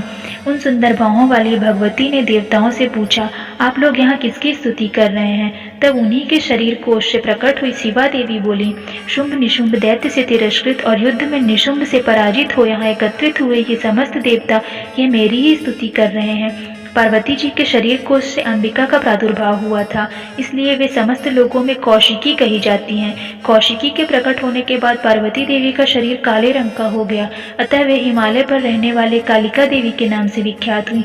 तदनंतर शुंभ निशुंभ के भृत्य चंड मुंड वहां आए और उन्होंने परम मनोहर रूप धारण करने वाली अंबिका देवी को देखा। फिर वे शुंभ के पास जाकर बोले, महाराज, एक अत्यंत मनोहर स्त्री है जो अपनी दिव्य कांति से हिमालय को प्रकाशित कर रही है। वैसा उत्तम रूप कहीं किसी ने भी नहीं देखा होगा। असुरेश्वर, पता लगाइए वह देवी कौन है और उसे ले लीजिए। स्त्रियों में तो वह रत्न है, उसका प्रत्येक अंग बहुत ही सुंदर है तथा वह अपने श्री अंगों की प्रभा से संपूर्ण दिशाओं में प्रकाश फैला रही है। दैत्यराज, अभी वह हिमालय पर ही मौजूद है, आप उसे देख सकते हैं। प्रभु, तीनों लोकों में मणि, हाथी और घोड़े आदि जितने भी रत्न हैं वे सब इस समय आपके घर में शोभा पाते हैं। हाथियों में रत्नभूत ऐरावत, यह पारिजात का वृक्ष और यह उच्च शोभा घोड़ा, यह सब अपने इंद्र से ले लिया है। हंसों से जुता हुआ यह विमान भी आपके आंगन में शोभा पाता है। यह रत्नभूत अद्भुत विमान जो पहले ब्रह्मा जी के पास था, अब यह आपके यहाँ लाया गया है। यह महापद्म नामक निधि आप कुबेर से छीन लाए हैं। समुद्र ने भी आपको किंजलकिनी नामक माला भेंट की है जो केसरों से सुशोभित है और जिसके कभी कमल कुम्हलाते नहीं है। सुवर्ण की वर्षा करने वाले वरुण का छत्र भी आपके घर में शोभा पाता है तथा यह श्रेष्ठ रथ जो पहले प्रजापति के अधिकार में था अब आपके पास मौजूद है। दैत्येश्वर, मृत्यु की उत्क्रांतिदा नाम वाली शक्ति भी आपने छीन ली है तथा वरुण का पाश और समुद्र में होने वाले सब प्रकार के रत्न आपके भाई निशुंभ के अधिकार में है। अग्नि ने भी स्वतः शुद्ध किए हुए 2 वस्त्र आपकी सेवा में अर्पित किए हैं। दैत्यराज, इस प्रकार सभी रत्न आपने एकत्र कर लिए हैं। फिर जो यह स्त्रियों में रत्न रूप कल्याणमयी देवी है, इसे आप क्यों नहीं अपने अधिकार में ले लेते?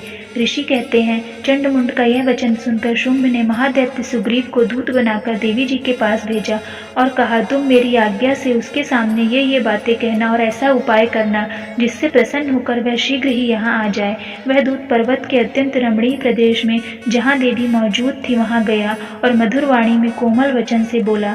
दूत बोला, देवी, दैत्यराज शुंभ इस समय तीनों लोगों के परमेश्वर हैं। मैं उन्हीं का भेजा हुआ दूत हूँ और यहाँ तुम्हारे ही पास आया हूँ। उनकी आज्ञा सदा सब देवता एक स्वर से मानते हैं, कोई उसका उल्लंघन नहीं कर सकता। वे संपूर्ण देवताओं को परास्त कर चुके हैं। उन्होंने तुम्हारे लिए जो संदेश दिया है उसे सुनो। संपूर्ण त्रिलोकी मेरे अधिकार में है, देवता भी मेरी आज्ञा के अधीन चलते हैं। संपूर्ण यज्ञों के भागों को मैं ही पृथक पृथक करता हूँ। तीनों लोकों में जितने श्रेष्ठ रत्न हैं वे सब मेरे अधिकार में है।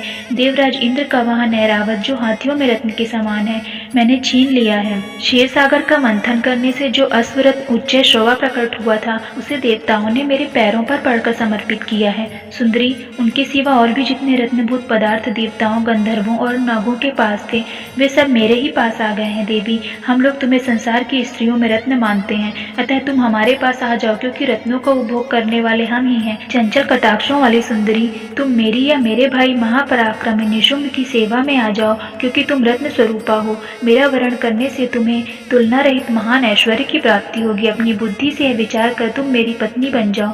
ऋषि कहते हैं, दूत के ये कहने पर कल्याण में भगवती दुर्गा देवी जो इस जगत को धारण करती हैं, मन ही मन गंभीर भाव से मुस्कुराई और इस प्रकार बोली, दूत, तुमने सत्य कहा है, इसमें तनिक भी मिथ्या नहीं है। शुंभ तीनों लोकों का स्वामी है और निशुंभ भी उसी के समान पराक्रमी है, किंतु इस विषय में मैंने जो प्रतिज्ञा कर ली है उसे मिथ्या कैसे करूं? मैंने अपनी अल्प बुद्धि के कारण पहले से ही जो प्रतिज्ञा कर रखी है उसे सुनो। जो मुझे संग्राम में जीत लेगा, जो मेरे अभिमान को चूर्ण कर देगा तथा संसार में जो मेरे समान बलवान होगा वही मेरा स्वामी होगा। इसलिए शुंभ अथवा महादैत्य निशुंभ स्वयं ही यहाँ पधारे और मुझे जीतकर शीघ्र ही मेरा पाणी ग्रहण कर लें।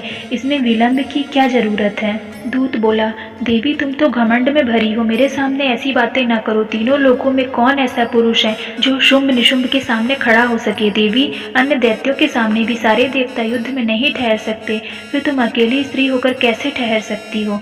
जिन शुंभ आदि दैत्यों के सामने इंद्र आदि सब देवता भी युद्ध में खड़े नहीं हुए, उनके सामने तुम स्त्री होकर कैसे जाओगी? इसलिए तुम मेरे कहने से शुंभ निशुंभ के पास चलो, ऐसा करने से तुम्हारे गौरव की रक्षा होगी, अन्यथा जब वे केश पकड़कर घसीटेंगे तब तुम्हें अपनी प्रतिष्ठा खोकर जाना पड़ेगा। देवी ने कहा, तुम्हारा कहना ठीक है, शुंभ बलवान है और निशुंभ भी बड़े पराक्रमी हैं, किंतु क्या करूं, मैंने पहले बिना सोचे समझे प्रतिज्ञा कर ली है। अतः अब तुम जाओ, मैंने तुमसे जो कुछ कहा है वह सब दैत्य राज्य से आदर पूर्वक कहना, फिर वे जो उचित जान पड़े करें। इस प्रकार श्री मार्कंडेय सावर्णिक मनवंतर की कथा के अंतर्गत देवी महात्म्य में देवी दूत संवाद नामक 5वां अध्याय पूरा हुआ। मैं सर्वगेश्वर भैरव के अंक में निवास करने वाली परमोत्कृष्ट पद्मावती देवी का चिंतन करता हूँ। वे नागराज के आसन पर बैठी हैं। नागों के फणों में सुशोभित होने वाली मणियों की विशाल माला से उनकी देहलता उद्भाषित हो रही है। सूर्य के समान उनका तेज है, 3 नेत्र उनकी शोभा बढ़ा रहे हैं। वे हाथों में माला, कुंभ, कपाल और कमल लिए हुए हैं तथा उनके मस्तक में अर्धचंद्र का मुकुट सुशोभित है।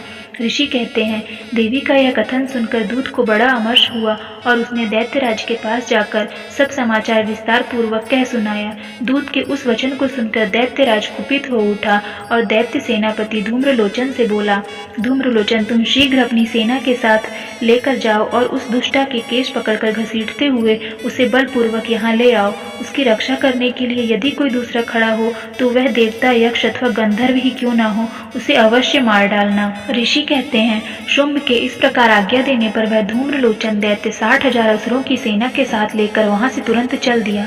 वहां पहुंचकर उसने हिमालय पर रहने वाली देवी को देखा और ललकार कर कहा, अरे तू शुंभ निशुंभ के पास चल। यदि इस समय प्रसन्नता पूर्वक मेरे स्वामी के समीप नहीं चलेगी तो मैं बलपूर्वक झोटा पकड़कर घसीटते हुए तुझे ले जाऊंगा। देवी बोली, तुम्हें दैत्यों के राजा ने भेजा है, तुम स्वयं भी बलवान हो और तुम्हारे साथ विशाल सेना भी है। ऐसी दशा में यदि मुझे बलपूर्वक ले चलोगे तो मैं तुम्हारा क्या कर सकती हूँ? ऋषि कहते हैं, देवी के यूं कहने पर असुर धूम्रलोचन उनकी ओर दौड़ा। तब अंबिका ने हूं शब्द के उच्चारण मात्र से उसे भस्म कर दिया। फिर तो क्रोध में भरी हुई दैत्यों की विशाल सेना और अंबिका ने एक दूसरे पर तीखों, सहायकों, शक्तियों तथा फर्शों की वर्षा आरंभ कर दी। इतने में ही देवी का वाहन सिंह क्रोध में भरकर भयंकर गर्जना करके गर्दन के बालों को हिलाता हुआ असुरों की सेना में कूद पड़ा। उसने कुछ दैत्यों की पंजों से मार के कितनों को अपने जबड़ों से और कितने ही महादैत्यों को पटक कर ओठ की ढाढ़ों से घायल करके मार डाला। उस सिंह ने अपने नखों से कितनों के पेट फाड़ डाले और थप्पड़ मारकर कितनों के सिर धड़ से अलग कर दिए, कितनों की भुजाएं और मस्तक काट डाले तथा अपनी गर्दन के बाल हिलाते हुए उसने दूसरे दैत्यों के पेट फाड़कर उनका रक्त चूस लिया। अत्यंत क्रोध में भरे हुए देवी के वाहन उस महाबली सिंह ने क्षण भर में ही असुरों की सारी सेना का संहार कर डाला। शुंभ ने जब सुना कि देवी ने धूम्रलोचन असुर को मार डाला तथा उसके सिंह ने सारी सेना का सफाया कर डाला, तब उस दैत्यराज को बड़ा क्रोध हुआ। उसका होंठ कांपने लगा। उसने चंड और मुंड नामक 2 महादैत्यों को आज्ञा दी, हे चंड और हे मुंड, तुम लोग बहुत बड़ी सेना लेकर वहां जाओ। उस देवी के झोंटे पकड़कर अथवा उसे बांधकर शीघ्र यहाँ ले आओ। यदि इस प्रकार उसको लाने में संदेह हो तो युद्ध में सब प्रकार के अस्त्र शस्त्रों तथा समस्त आसुरी सेना का प्रयोग करके उसकी हत्या कर डालना। उस दुष्टा की हत्या होने तथा सिंह के भी मारे जाने पर उस अंबिका को बांधकर साथ ले शीघ्र ही लौट आना। इस प्रकार श्री मार्कंडेय पुराण में सावर्णिक मनवंतर की कथा के अंतर्गत देवी महात्म्य में धूम्रलोचन वध नामक 6वां अध्याय पूरा हुआ। मैं मातंगी देवी का ध्यान करता हूँ। वे रत्न में सिंहासन पर बैठकर पढ़ते हुए तोते का मधुर शब्द सुन रही हैं। उनके शरीर वर्ण श्याम है। वे अपना एक पैर कमल पर रखे हुए हैं और मस्तक पर अर्धचंद्र धारण करती हैं तथा कहार पुष्पों की माला धारण किए वीणा बजाती हैं। उनके अंग में कसी हुई चोली शोभा पा रही है। वे लाल रंग की साड़ी पहने हाथ में शंख में पात्र लिए हुए हैं। उनके वदन पर मधु का हल्का हल्का प्रभाव जान पड़ता है और ललाट में बेंदी शोभा दे रही है। ऋषि कहते हैं, तदनंतर शुंभ की आज्ञा पाकर वे चंड मुंड आदि दैत्य चतुरंगिणी सेना के साथ अस्त्र शस्त्रों से सुसज्जित हो चल दिए। फिर गिरिराज हिमालय के सुवर्ण में ऊंचे शिखर पर पहुंचकर उन्होंने सिंह पर बैठी देवी को देखा। वे मंद मंद मुस्कुरा रही थीं। उन्हें देखकर दैत्य लोग तत्परता से पकड़ने का उद्योग करने लगे। किसी ने धनुष तान लिया, किसी ने तलवार संभाली और कुछ लोग देवी के पास आकर खड़े हो गए। तब अंबिका ने उन शत्रुओं के प्रति बड़ा क्रोध किया। उस समय क्रोध के कारण उनका मुख काला पड़ गया, ललाट में भौहें टेढ़ी हो गईं और वहां से तुरंत विकराल मुखी काली प्रकट हुई, जो तलवार और पाश लिए हुए थी। वे विचित्र खटवांग धारण किए और चीते की चर्म की साड़ी पहनकर नरमुंडों की माला से विभूषित थी। उनके शरीर का मांस सूख गया था, केवल हड्डियों का ढांचा था, जिससे वे अत्यंत भयंकर जान पड़ती थी। उनका मुख बहुत विशाल था, जीभ लपलपाने के कारण वे और भी डरावनी प्रतीत होती थी। उनकी आंखें भीतर को धंसी हुई और कुछ लाल थी। वे अपनी भयंकर गर्जना से संपूर्ण दिशाओं को गुंजा रही थी। बड़े बड़े दैत्यों का वध करती हुई वे कालिका देवी बड़े वेग से दैत्यों के उस सेना पर टूट पड़ी और उन सबको भक्षण करने लगी। वे पार्श्व रक्षकों, अंकुशधारी महावतों, योद्धाओं और घंटा सहित कितने ही हाथियों को एक ही साथ हाथ से पकड़कर मुंह में डाल लेती थी। इसी प्रकार घोड़े, रथ और सारथी के साथ रथी सैनिकों को मुंह में डालकर वे उन्हें बड़े भयानक रूप से चबा डालती थी। किसी के बाल पकड़ लेती, किसी का गला दबा देती, किसी को पैरों से कुचल डालती और किसी को छाती के धक्के से गिराकर मार डालती थी। वे असुरों के छोड़े हुए बड़े बड़े अस्त्र शस्त्र मुंह से पकड़ लेती और रोष में भरकर उनको दांतों से पीस डालती थी। काली ने बलवान एवं दुरात्मा दैत्यों की वह सारी सेना रौंद डाली, खा डाली और कितनों को मार भगाया। कोई तलवार के घाट उतर गए, कोई खटवांग से पीटे गए और कितने ही असुर दांतों के अग्रभाग से कुचल जाकर मृत्यु को प्राप्त हुए। इस प्रकार देवी ने असुरों की उस सारी सेना को क्षण भर में मार गिराया। यह देखकर चंड उन अत्यंत भयानक काली देवी की ओर दौड़ा तथा महादैत्य मुंड ने भी अत्यंत भयंकर बाणों की वर्षा से तथा हजारों बार चलाए गए चक्रों से उन भयानक नेत्रों वाली देवी को आच्छादित कर दिया।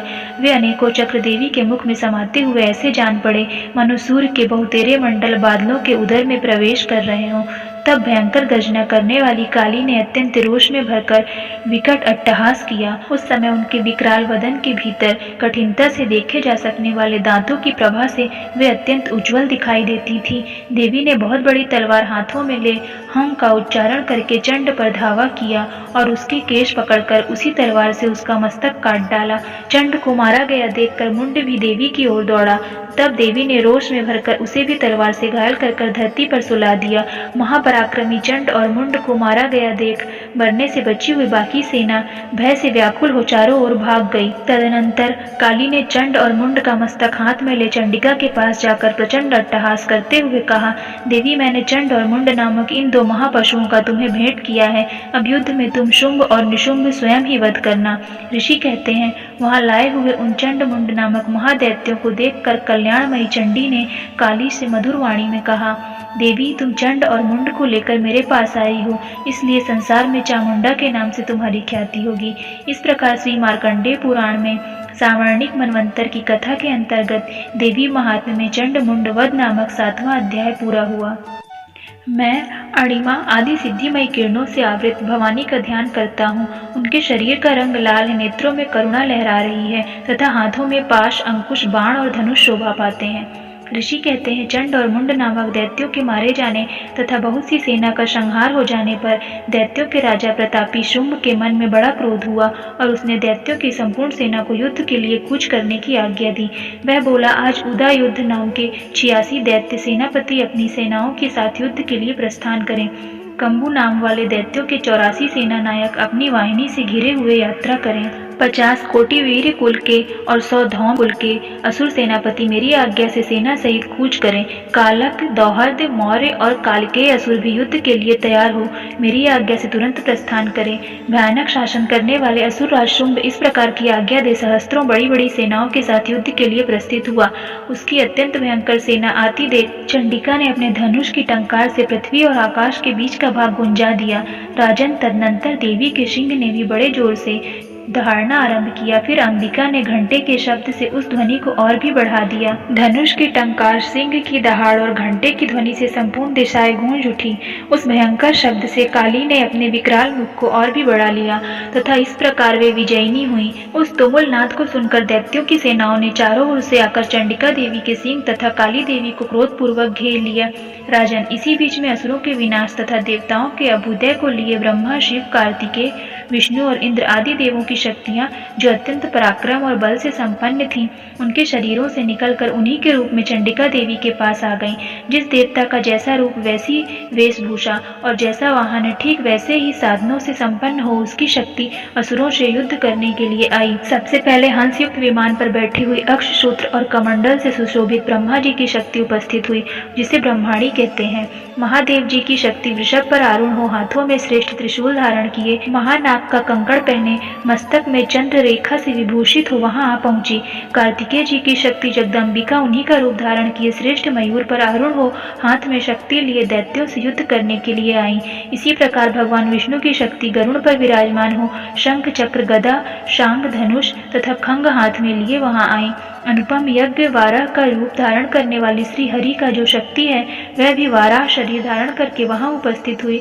नारसिंगी शक्ति भी नृसिंह के समान शरीर धारण कर वहां आई। उसकी गर्दन के बालों के झटके से आकाश के तारे बिखरे पड़ते थे। इसी प्रकार इंद्र की शक्ति वज्र हाथ में लिए गजराज ऐरावत पर बैठकर आई। उसके भी सहस्त्र नेत्र थे। इंद्र का जैसा रूप है वैसा ही उसका भी था। तदनंतर उन देव शक्तियों से घिरे हुए महादेव जी ने चंडिका से कहा, मेरी प्रसन्नता के लिए तुम शीघ्र ही इन असुरों का संहार करो। तब देवी के शरीर से अत्यंत भयानक और परम उग्र चंडिका शक्ति प्रकट हुई, जो सैकड़ों गीदड़ियों की भांति आवाज करने वाली थी। उस अपराजिता देवी ने धूमिल जटा वाले महादेव जी से कहा, भगवान आप शुंभ निशुंभ के पास दूत बनकर जाइए और उन अत्यंत गर्वीले दानव शुंभ एवं निशुंभ दोनों से कहिए, साथ ही उनके अतिरिक्त जो भी दानव युद्ध के लिए वहां उपस्थित हो उनको भी यह संदेश दीजिए, दैत्यों यदि तुम जीवित रहना चाहते हो तो पाताल लोक लौट जाओ, इंद्र को त्रिलोकी का राज्य मिल जाए और देवता यज्ञ भाग का उपभोग करें। यदि बल के घमंड में आकर तुम युद्ध की अभिलाषा रखते हो तो आओ, मेरी शिवाएं तुम्हारे कच्चे मांस से तृप्त हो।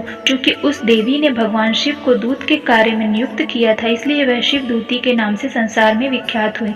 वे महादैत्य भी भगवान शिव के मुंह से देवी के वचन सुनकर क्रोध में भर गए और वहां जहां कात्यायनी विराजमान थी उस ओर बढ़े। तदनंतर वे दैत्य अमर्ष में भरकर पहले ही देवी के ऊपर बाण, शक्ति और रिष्टि आदि अस्त्रों की वृष्टि करने लगे। तब देवी ने भी खेल खेल में ही धनुष की टंकार की और उससे छोड़े हुए बड़े बड़े बाणों द्वारा दैत्यों के चलाए हुए बाण, शूल, शक्ति और फरसों को काट डाला। फिर काली उनके आगे होकर शत्रुओं को शूल के प्रहार से विदीर्ण करने लगी और खटवांग से उनका कचूमर निकालती हुई रणभूमि में विचरने लगी। ब्रह्माणी में जिस जिस ओर दौड़ती उसी ओर अपने कमंडल का जल छिड़क कर शत्रुओं के ओज और पराक्रमों को नष्ट कर देती थी। महेश्वरी ने त्रिशूल से तथा वैष्णवी ने चक्र से और अत्यंत क्रोध में भरी हुई कुमार कार्तिकेय की शक्ति ने शक्ति से दैत्यों का संहार आरंभ किया। इंद्र शक्ति के वज्र प्रहार से विदीर्ण हो सैकड़ों दैत्य दानव रक्त की धारा बहाते हुए पृथ्वी पर सो गए। वाराही शक्ति ने कितनों को अपनी थुथुनी की मार से नष्ट किया, दाढ़ों के अग्रभाग से कितनों की छाती भेद डाली, कितने ही दैत्य उसके चक्र की चोट से विदीर्ण होकर गिर पड़े। नारसिंही भी दूसरे महादैत्यों को अपने नखों से विदीर्ण करके खाती और सिंहनाद से दिशाओं एवं आकाश को गुंजाती हुई युद्ध क्षेत्र में विचरने लगी। कितने ही असुर शिव दूती के प्रचंड अट्टहास से अत्यंत भयभीत हो पृथ्वी पर गिर पड़े और गिरने पर उन्हें शिव दूती ने उसी समय अपना ग्रास बना लिया। इस प्रकार क्रोध में भरे हुए मात्र गणों को नाना प्रकार के उपायों से बड़े बड़े असुरों को मर्दन करते देख दैत्य सैनिक भाग खड़े हुए। मात्र गणों से पीड़ित दैत्यों को युद्ध से भागते देख रक्तबीज नामक महादैत्य क्रोध में भरकर युद्ध करने के लिए आया। उसके शरीर से जब रक्त की बूंद पृथ्वी पर गिरती तब उसी के समान शक्तिशाली एक दूसरा महादैत्य पृथ्वी पर पैदा हो जाता। महासुर रक्त बीज हाथों में गदा लेकर इंद्र शक्ति के साथ युद्ध करने लगा। तब ऐन्द्री ने अपने वज्र से रक्त बीज को मारा। वज्र से घायल होने पर उसके शरीर से बहुत सारा रक्त चूने लगा और उससे उसी के समान रूप तथा पराक्रम वाले योद्धा उत्पन्न होने लगे। उसके शरीर रक्त की जितनी बूंदें गिरी उतने ही पुरुष उत्पन्न हो गए। वे सब रक्त बीज के समान ही वीर्यवान, बलवान और पराक्रमी थे। वे रक्त से उत्पन्न होने वाले पुरुष भी अत्यंत भयंकर अस्त्र शस्त्रों का प्रहार करते हुए महामात्र गणों के साथ घोर युद्ध करने लगे। पुनः वज्र के प्रहार से जब उसका मस्तक घायल हुआ तब रक्त बहने लगा और उससे हजारों पुरुष उत्पन्न हो गए। वैष्णवी ने युद्ध में रक्त बीज पर चक्र का प्रहार किया तथा ऐन्द्री ने उसे दैत्य सेनापति को गदा से चोट पहुंचाई। वैष्णवी के चक्र से घायल होने पर उसके शरीर से जो रक्त बहा और उससे जो उसी के बराबर आकार वाले सहस्त्रों महादैत्य प्रकट हुए, उनके द्वारा संपूर्ण जगत का व्याप्त हो गया। कौमारी ने शक्ति से, वाराही ने खंग से और महेश्वरी ने त्रिशूल से महादैत्य रक्त बीज को घायल किया। क्रोध में भरे हुए उस महादैत्य रक्त बीज भी गदा से सभी मात्र शक्तियों पर पृथक पृथक प्रहार किया। शक्ति और शूल आदि से अनेक बार घायल होने पर जो उसके शरीर रक्त की धारा पृथ्वी पर गिरी, उससे भी निश्चय ही सैकड़ों असुर उत्पन्न हुए। इस प्रकार उस महादैत्य के रक्त से प्रकट हुए असुरों द्वारा संपूर्ण जगत व्याप्त हो गया। इससे उन देवताओं को बड़ा भय हुआ। देवताओं को उदास देख चंडिका ने काली से शीघ्रतापूर्वक कहा, चामुंडे, तुम अपना मुख और भी फैलाओ तथा मेरे शस्त्रपात से गिरने वाले रक्त बिंदुओं और उनसे उत्पन्न होने वाले महादैत्यों को तुम अपने इस उतावले मुख से खा जाओ। इस प्रकार रक्त से उत्पन्न होने वाले महादैत्यों का भक्षण करती हुई तुम रण में विचरती रहो। ऐसा करने से उस दैत्य का सारा रक्त क्षीण हो जाने पर वह स्वयं भी नष्ट हो जाएगा। उन भयंकर दैत्यों को जब तुम खा जाओगी तब दूसरे नए दैत्य उत्पन्न नहीं हो सकेंगे। काली से यूं कहकर चंडिका देवी ने शूल से रक्त बीज को मारा और काली ने अपने मुख में उसका रक्त ले लिया। तब उसने वहां चंडिका पर गदा से प्रहार किया, किंतु उस गदापात ने देवी को तनिक भी वेदना नहीं पहुंचाई। रक्त बीज के घायल शरीर से बहुत सारा रक्त गिरा, किंतु ज्यों ही वह गिरा त्यों ही चामुंडा ने उसे अपने मुख में ले लिया। रक्त गिरने से काली के मुख में जो महादैत्य उत्पन्न हुए उन्हें भी वह चट कर गई और उसने रक्त बीज का रक्त भी पी लिया। तदनंतर देवी ने रक्त बीज को, जिसका रक्त चामुंडा ने पी लिया था, वज्र, बाण, खंग तथा रिष्टि आदि से मार डाला। राजन, इस प्रकार शस्त्रों के समुदाय आहत एवं रक्तहीन हुआ। महादैत्य रक्त बीज पृथ्वी पर गिर पड़ा। नरेश्वर, इससे देवताओं को अनुपम हर्ष की प्राप्ति हुई और मातृगण उन असुरों के रक्तपान के मत से उद्धत सा होकर नृत्य करने लगी। इस प्रकार श्री मार्कंडेय पुराण में सावर्णिक मनवंतर की कथा के अंतर्गत देवी महात्म्य में रक्त बीज वध नामक 8वां अध्याय पूरा हुआ। मैं अर्धनारीश्वर के श्री विग्रह की निरंतर शरण लेता हूँ। उसका वर्ण, बंदूक, पुष्प और सुवर्ण के समान रक्त पीता मिश्रित है। वह अपनी भुजाओं में सुंदर अक्षमाला, पाश, अंकुश और वरद मुद्रा धारण करता है। अर्धचंद्र उसका आभूषण है तथा वह 3 नेत्रों से सुशोभित है। राजा ने कहा, भगवान, आपने रक्त बीज के वध से संबंध रखने वाला देवी चरित्र का यह अद्भुत महात्म मुझे बतलाया। अब रक्त बीज के मारे जाने पर अत्यंत क्रोध में भरे हुए शुंभ और निशुंभ जो कर्म किए उसे मैं सुनना चाहता हूँ। ऋषि कहते हैं, राजन, युद्ध में रक्त बीज तथा अन्य दैत्यों के मारे जाने पर शुंभ और निशुंभ क्रोध की सीमा न रही। अपनी विशाल सेना इस प्रकार मारी जाती देख निशुंभ अमर्ष्य में भरकर देवी की ओर दौड़ा। उसके साथ असुरों की प्रधान सेना थी। उसके आगे पीछे तथा पार्श्व भाग में बड़े बड़े असुर थे जो क्रोध से ओठ चबाते हुए देवी को मार डालने के लिए आए। महापराक्रमी शुंभ भी अपनी के साथ मात्र गणों से युद्ध करके क्रोधवश चंडिका को मारने के लिए आ पहुंचा। तब देवी के साथ शुंभ और निशुंभ का घोर संग्राम छिड़ गया। वे दोनों दैत्य मेघों की भांति बाणों की भयंकर वृष्टि कर रहे थे। उन दोनों के चलाए हुए बाणों को चंडिका ने अपने बाणों के समूह से तुरंत काट डाला और शस्त्र समूहों की वर्षा करके उन दोनों दैत्यों के अंगों में भी चोट पहुंचाई। निशुंभ ने तीखी तलवार और चमकती हुई ढाल लेकर देवी के श्रेष्ठ वाहन सिंह के मस्तक पर प्रहार किया। अपने वाहन को चोट पहुंचने पर देवी ने छुरप्र नामक बाण से निशुंभ की श्रेष्ठ तलवार तुरंत ही काट डाली और उसकी ढाल को भी, जिसमें 8 चांद जड़े थे, खंड खंड कर दिया। ढाल और तलवार के कट जाने पर असुर ने शक्ति चलाई, किंतु सामने आने पर देवी ने चक्र से उसके भी 2 टुकड़े कर दिए। अब तो निशुंभ क्रोध से जल उठा और उस दानव ने देवी को मारने के लिए शूल उठाया, किंतु देवी ने समीप आने पर उसे भी मुक्के से मारकर चूर्ण कर दिया। तब उसने गदा घुमाकर चंडी के ऊपर चलाई, परंतु वह भी देवी के त्रिशूल से कटकर भस्म हो गई। तदनंतर उधर दैत्यराज निशुंभ को फरसा हाथों में लेकर आते देख देवी ने बाण समूहों से घायल कर धरती पर सुला दिया। उस भयंकर पराक्रमी भाई निशुंभ की धराशायी हो जाने पर शुंभ को बड़ा क्रोध आया और अंबिका को वध करने के लिए वह आगे बढ़ा। रथ पर बैठे बैठे ही उत्तम आयुधों से सुशोभित अपनी बड़ी बड़ी 8 अनुपम भुजाओं से समूचे आकाश को ढककर वह अद्भुत शोभा पाने लगा। उसे आते देख देवी ने शंख बजाया और धनुष की प्रत्यंचा का भी अत्यंत दुस्सह शब्द किया। साथ ही अपने घंटे के शब्द, जो समस्त दैत्य सैनिकों का तेज नष्ट करने वाला था, संपूर्ण दिशाओं को व्याप्त करने वाला था। तदनंतर सिंह ने भी अपनी दहाड़ से, जिसे सुनकर बड़े बड़े गजराजों का महान मत दूर हो जाता था, आकाश, पृथ्वी और 10 दिशाओं को गुंजा दिया। फिर काली ने आकाश में उछलकर अपने दोनों हाथों से पृथ्वी पर आघात किया। उससे ऐसा भयंकर शब्द हुआ जिससे पहले के सभी शब्द शांत हो गए। तत्पश्चात शिवदूती ने दैत्यों के लिए अमंगलजनक अट्टहास किया। इन शब्दों को सुनकर समस्त असुर थर्रा उठे, किंतु शुंभ को बड़ा क्रोध हुआ। उस समय देवी ने जब शुंभ को लक्ष्य करके कहा, ओ दुरात्मन, खड़ा रह, खड़ा रह, तभी आकाश में खड़े हुए देवता बोल उठे, जय हो, जय हो। शुंभ ने वहां आकर ज्वालाओं से युक्त अत्यंत भयानक शक्ति चलाई। अग्नि में पर्वत के समान आती हुई उस शक्ति को देवी ने बड़े भारी लूके से दूर हटा दिया। उस समय शुंभ के सिंहनाद से तीनों लोग गूंज उठे। राजन, उसकी प्रतिध्वनि से वज्रपात के समान भयानक शब्द हुआ, जिसने अन्य सब शब्दों को जीत लिया। शुंभ के चलाए हुए बाणों के देवी ने और देवी के चलाए हुए बाणों के शुंभ ने अपने भयंकर बाणों द्वारा सैकड़ों और हजारों टुकड़े कर दिए। तब क्रोध में भरी हुई चंडिका ने शुंभ को शूल से मारा। उसके आघात से मूर्छित होकर पृथ्वी पर गिर पड़ा। इतने में ही निशुंभ को चेतना हुई और उसने धनुष हाथ में लेकर बाणों द्वारा देवी काली तथा सिंह को घायल कर डाला। फिर उस दैत्यराज ने 10 हजारों बाहें बनाकर चक्रों के प्रहार से चंडिका को आच्छादित कर दिया। तब दुर्गम पीड़ा का नाश करने वाली भगवती दुर्गा ने कुपित होकर अपने बाणों से उन चक्रों तथा बाणों को काट गिराया।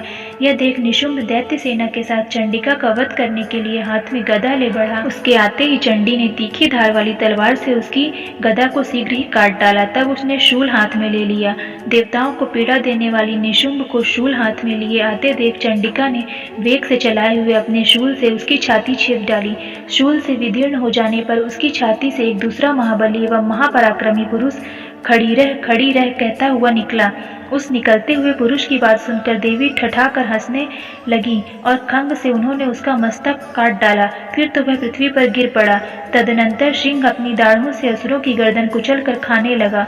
यह बड़ा भयंकर दृश्य था। उधर काली तथा शिवदूती ने भी अन्य दैत्यों का भक्षण आरंभ किया। कौमारी की शक्ति से विदीर्ण होकर कितने ही महादैत्य नष्ट हो गए। ब्रह्माणी के मंत्रपूत जल से निस्तेज होकर कितने ही भाग खड़े हुए। कितने ही दैत्य माहेश्वरी के त्रिशूल से छिन्न भिन्न हो धराशायी हो गए। वाराही के थुथुन के आघात से कितनों का पृथ्वी पर कचूमर निकल गया। वैष्णवी ने अपने चक्र से दानवों के टुकड़े टुकड़े कर डाले। ऐन्द्री के हाथ से छूटे हुए वज्र से भी कितने ही प्राणों से हाथ धो बैठे। कुछ असुर नष्ट हो गए, कुछ उस महायुद्ध से भाग गए तथा कितने ही काली, शिवदूती तथा सिंह के ग्रास बन गए। इस प्रकार श्री मार्कंडेय पुराण में सावर्णिक मनवंतर की कथा के अंतर्गत देवी महात्म्य में निशुंभ वध नामक 9वां अध्याय पूरा हुआ। मैं मस्तक पर अर्धचंद्र धारण करने वाली शिव शक्ति स्वरूपा भगवती कामेश्वरी का हृदय में चिंतन करता हूँ। वे तपाए हुए स्वर्ण के समान सुंदर हैं। सूर्य, चंद्रमा और अग्नि, ये ही 3 उनके नेत्र हैं तथा वे अपने मनोहर हाथों में धनुष, बाण, अंकुश, पाश और शूल धारण किए हुए हैं। ऋषि कहते हैं, राजन, अपने प्राणों के समान प्यारे भाई निशुंभ को मारा गया देख तथा सारी सेना का संहार होता जान शुंभ ने कुपित होकर कहा, दुष्ट दुर्गे, तू बल के अभिमान में आकर झूठ मूठ का घमंड ना दिखा। तू बड़ी मानिनी बनी हुई है, किंतु दूसरी स्त्रियों के बल का सहारा लेकर लड़ती है। देवी बोली, ओ दुष्ट, मैं अकेली ही हूँ। इस संसार में मेरे सिवा दूसरी कौन है? देखिए, मेरी ही विभूतियां हैं, अतः मुझमें ही प्रवेश कर रही हैं। तदनंतर ब्रह्माणी आदि समस्त देवियां अंबिका देवी के शरीर में लीन हो गईं। उस समय केवल अंबिका देवी ही रह गईं। देवी बोली, मैं अपनी ऐश्वर्य शक्ति अनेक रूपों में यहाँ उपस्थित हुई थी। उन सब रूपों को मैंने समेट लिया। अब अकेली ही युद्ध में खड़ी हूँ। तुम भी स्थिर हो जाओ। ऋषि कहते हैं, तदनंतर देवी और शुंभ दोनों में सब देवताओं तथा दानवों को देखते देखते भयंकर युद्ध छिड़ गया। बाणों की वर्षा, तीखे शस्त्रों एवं दारुण अस्त्रों के प्रहार के कारण उन दोनों का युद्ध सब लोग लोगों के लिए बड़ा भयानक प्रतीत हुआ। उस समय अंबिका देवी ने जो सैकड़ों दिव्य अस्त्र छोड़े थे, उन्हें दैत्यराज शुंभ ने अनेक निवारक अस्त्रों द्वारा काट डाला। इसी प्रकार शुंभ ने भी जो दिव्य अस्त्र चलाए, उन्हें परमेश्वरी ने भयंकर हुंकार शब्द के उच्चारण आदि द्वारा खिलवाड़ में ही नष्ट कर डाला। तब उस असुर ने सैकड़ों बाणों से देवी को आच्छादित कर दिया। यह देखकर क्रोध में भरी हुई उन देवी ने भी बाण मारकर उसका धनुष काट डाला। धनुष कट जाने पर फिर दैत्यराज ने शक्ति हाथ में ली, किंतु देवी ने चक्र से उसके हाथ की शक्ति को भी काट गिराया। तत्पश्चात दैत्यों के स्वामी शुंभ ने 100 चांद वाली चमकती हुई ढाल और तलवार हाथ में ले उस समय देवी पर धावा किया। उसके आते ही चंडिका ने अपने धनुष से छोड़े हुए तीखे बाणों द्वारा उसकी सूर्य किरणों के समान उज्ज्वल ढाल और तलवार को तुरंत काट दिया। फिर उस दैत्य के घोड़े और सारथी मारे गए। धनुष तो पहले ही कट चुका था। अब उसने अंबिका को मारने के लिए उद्यत होकर भयंकर मुदगर हाथ में लिया। उसे आते देख देवी ने अपने तीक्ष्ण बाणों से उसका मुदगर भी काट डाला, जिस पर भी वह असुर मुक्का तानकर बड़े वेग से देवी की ओर झपटा। उस दैत्यराज ने देवी की छाती में मुक्का मारा, तब उन देवी ने भी उसकी छाती में एक चांटा जड़ दिया। देवी का थप्पड़ खाकर दैत्यराज शुंभ पृथ्वी पर गिर पड़ा, किंतु पुनः सहसा पूर्ववत उठकर खड़ा हो गया। फिर वह उछला और देवी को ऊपर ले जाकर आकाश में खड़ा हो गया। तब चंडिका आकाश में किसी आधार के ही शुंभ के साथ युद्ध करने लगी। उस समय दैत्य और चंडिका आकाश में एक दूसरे से लड़ने लगे। उनका वह युद्ध पहले सिद्ध और मुनियों के विस्मय में डालने वाला था। फिर अंबिका ने शुंभ के साथ बहुत देर तक युद्ध करने के पश्चात उसे उठाकर घुमाया और पृथ्वी पर पटक दिया। पटके जाने पर पृथ्वी पर आने के बाद वह दुष्ट आत्मा दैत्य पुनः चंडिका का वध करने के लिए उनकी ओर बड़े वेग से दौड़ा। तब समस्त दैत्यों के राजा शुंभ को अपनी ओर आते देख देवी ने त्रिशूल से उसकी छाती छेदकर उसे पृथ्वी पर गिरा दिया। देवी के शूल की धार से घायल होने पर उसके प्राण पखेरु उड़ गए और वह समुद्रों, द्वीपों तथा पर्वतों सहित समूची पृथ्वी को कंपाता हुआ भूमि पर गिर पड़ा। तदनंतर उस दुरात्मा के मारे जाने पर संपूर्ण जगत प्रसन्न एवं पूर्ण स्वस्थ हो गया तथा आकाश स्वच्छ दिखाई देने लगा। पहले जो उत्पात सूचक मेघ और उल्कापात होते थे, वे सब शांत हो गए तथा उस दैत्य के मारे जाने पर नदियां भी ठीक मार्ग से बहने लगीं। उस समय शुंभ की मृत्यु के बाद संपूर्ण देवताओं का हृदय हर्ष से भर गया और गंधर्वगण मधुर गीत गाने लगे।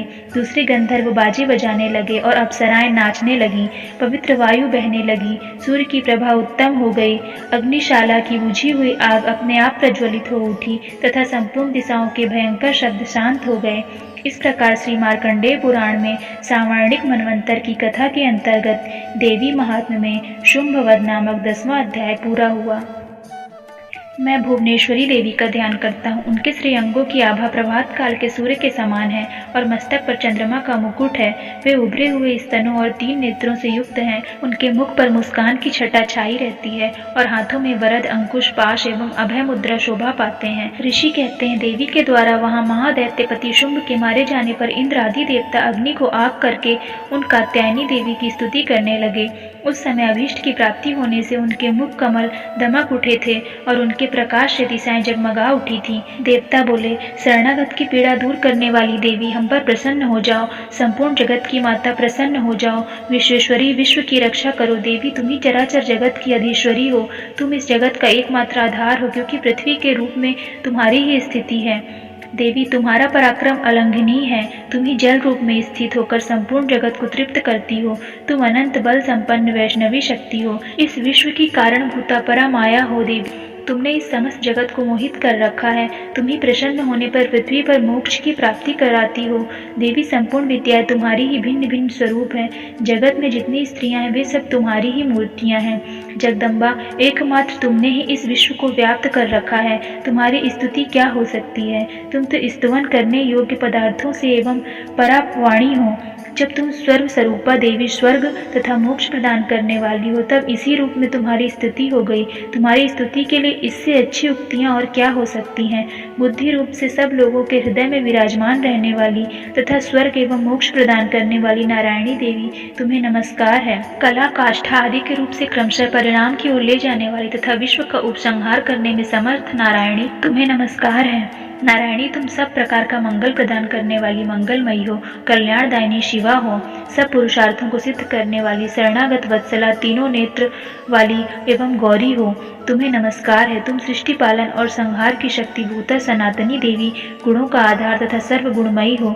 नारायणी, तुम्हें नमस्कार है। शरण में आए हुए दीनों एवं पीड़ितों की रक्षा में संलग्न रहने वाली तथा सबकी पीड़ा दूर करने वाली नारायणी देवी तुम्हें नमस्कार है।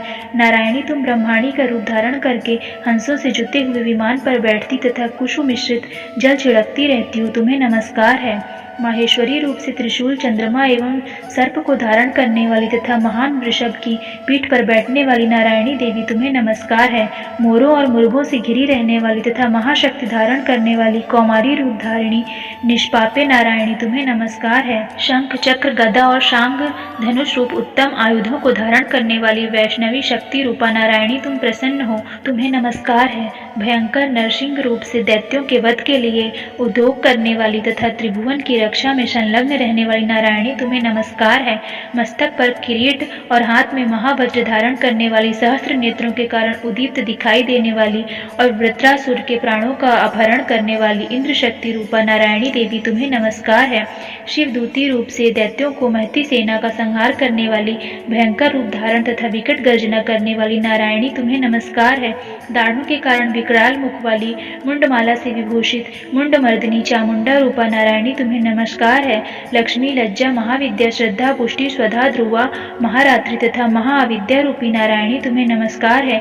मेधा, सरस्वती, वरा, ऐश्वर्य रूपा, बाभ्रवी, तामसी, नेता तथा ईशा रूपिणी नारायणी तुम्हें नमस्कार है। सर्व स्वरूपा, सर्वेश्वरी तथा सब प्रकार की शक्तियों से संपन्न दिव्य रूपा दुर्गे देवी, सब भयों से हमारी रक्षा करो, तुम्हें नमस्कार है। कात्यायनी, यह 3 लोचनों से विभूषित तुम्हारा सौम्य मुख सब प्रकार के भयों से हमारी रक्षा करे, तुम्हारा नमस्कार है। भद्रकाली, ज्वालाओं के कारण विकराल प्रतीत होने वाली, अत्यंत भयंकर और समस्त अस्त्रों का संहार करने वाली तुम्हारा त्रिशूल भय से हमें बचाए, तुम्हें नमस्कार है। देवी, जो अपनी ध्वनि से संपूर्ण जगत को व्याप्त करके दैत्यों के तेज नष्ट किए देता है, वह तुम्हारा घंटा हम लोगों की पापों से उसी प्रकार रक्षा करे जैसे माता अपने पुत्रों की बुरे कर्मों से रक्षा करती है। चंडिके, तुम्हारे हाथों में सुशोभित खंग, जो असुरों के रक्त और चर्बी से चर्चित है, हमारा मंगल करे, हम तुम्हें नमस्कार करते हैं। देवी, तुम प्रसन्न होने पर सब रोगों को नष्ट कर देती हो और कुपित होने पर मनोवांछित सभी कामनाओं का नाश कर देती हो। जो लोग तुम्हारी शरण में जा चुके हैं, उन पर विपत्ति तो आती ही नहीं। तुम्हारी शरण में गए हुए मनुष्य दूसरों को शरण देने वाले हो जाते हैं। देवी अंबिके, तुमने अपने स्वरूप को अनेक भागों में विभक्त करके नाना प्रकार के रूपों से जो इस समय इन धर्मद्रोही महादैत्यों का संहार किया है, वह सब दूसरी कौन कर सकती है। विद्याओं में, ज्ञानों को प्रकाशित करने वाली, शास्त्रों में तथा आदि वाक्यों में तुम्हारे सिवा और किसका वर्णन, तथा तुम छोड़कर दूसरी कौन सी ऐसी शक्ति है जो इस विश्व को अज्ञानमय और अंधकार से परिपूर्ण ममता रूपी गड्ढे में निरंतर भटका रही हो। जहाँ राक्षस, जहाँ भयंकर विष वाले सर्प, जहाँ शत्रु, जहाँ लुटेरों की सेना और जहाँ दावानल हो, वहाँ तथा समुद्र के बीच में भी साथ रहकर तुम विश्व की रक्षा करती हो। विश्वेश्वरी, तुम विश्व का पालन करती हो, विश्व स्वरूपा हो, इसलिए संपूर्ण विश्व को धारण करती हो। तुम भगवान विश्वनाथ की भी वंदनीय हो। जो लोग भक्तिपूर्वक तुम्हारे सामने मस्तक झुकाते हैं, वे संपूर्ण विश्व को आश्रय देने वाले होते हैं। देवी, प्रसन्न हो। जैसे इस समय असुरों का वध करके तुमने शीघ्र ही हमारी रक्षा की है, उसी प्रकार सदा हमारे शत्रुओं के भय से बचाओ।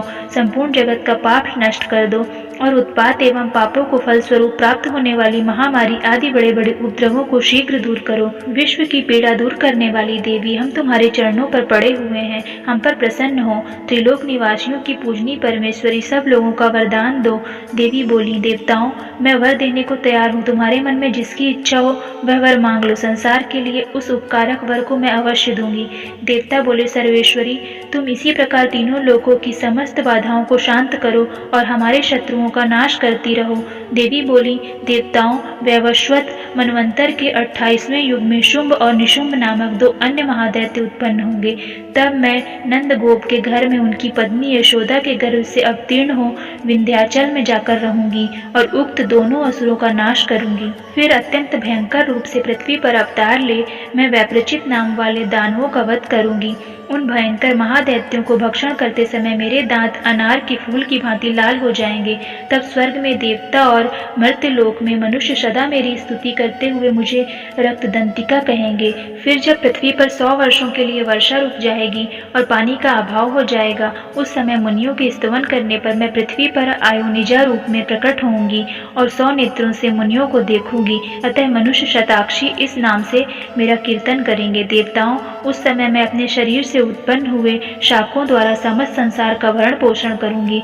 जब तक वर्षा नहीं होगी तब तक वे शाक ही सबके प्राण की रक्षा करेंगे। ऐसा करने के कारण पृथ्वी पर शाकंभरी के नाम से मेरी ख्याति होगी। उसी अवतार में मैं दुर्गम नामक महादैत्य का वध भी करूंगी। इससे मेरा नाम दुर्गा देवी के रूप से प्रसिद्ध होगा।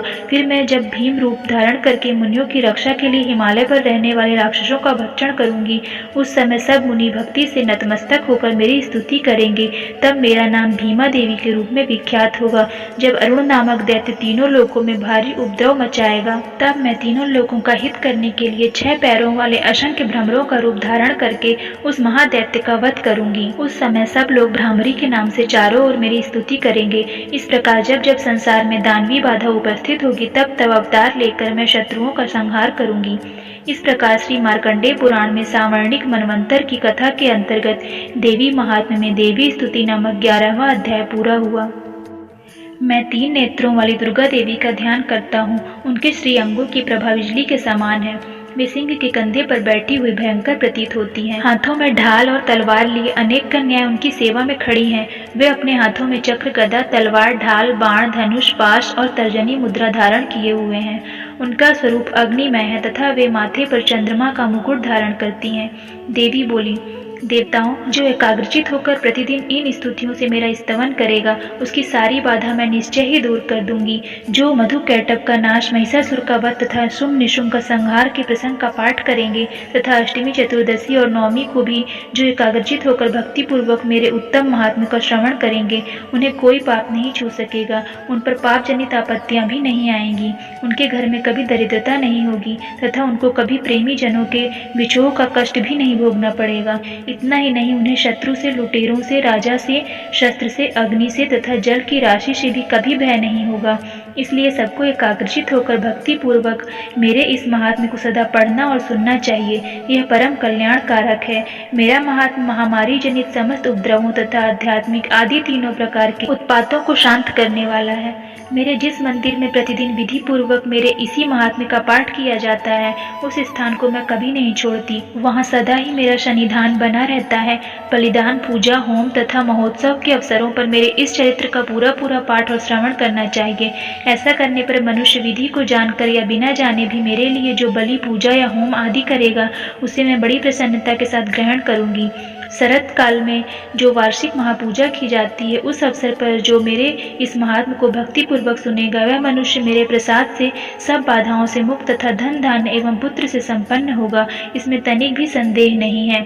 मेरे इस महात्म्य, मेरे प्रादुर्भाव की सुंदर कथाएं तथा युद्ध में किए हुए मेरे पराक्रम सुनने से मनुष्य निर्भय हो जाता है। मेरे महात्म्य का श्रवण करने वाले पुरुषों के शत्रु नष्ट हो जाते हैं, उन्हें कल्याण की प्राप्ति होती है तथा उनका कुल आनंदित रहता है। सर्वत्र शांति, कर्म में बुरे स्वप्न दिखाई देने पर तथा ग्रह जनित भयंकर पीड़ा उपस्थित होने पर मेरा महात्म्य श्रवण करना चाहिए।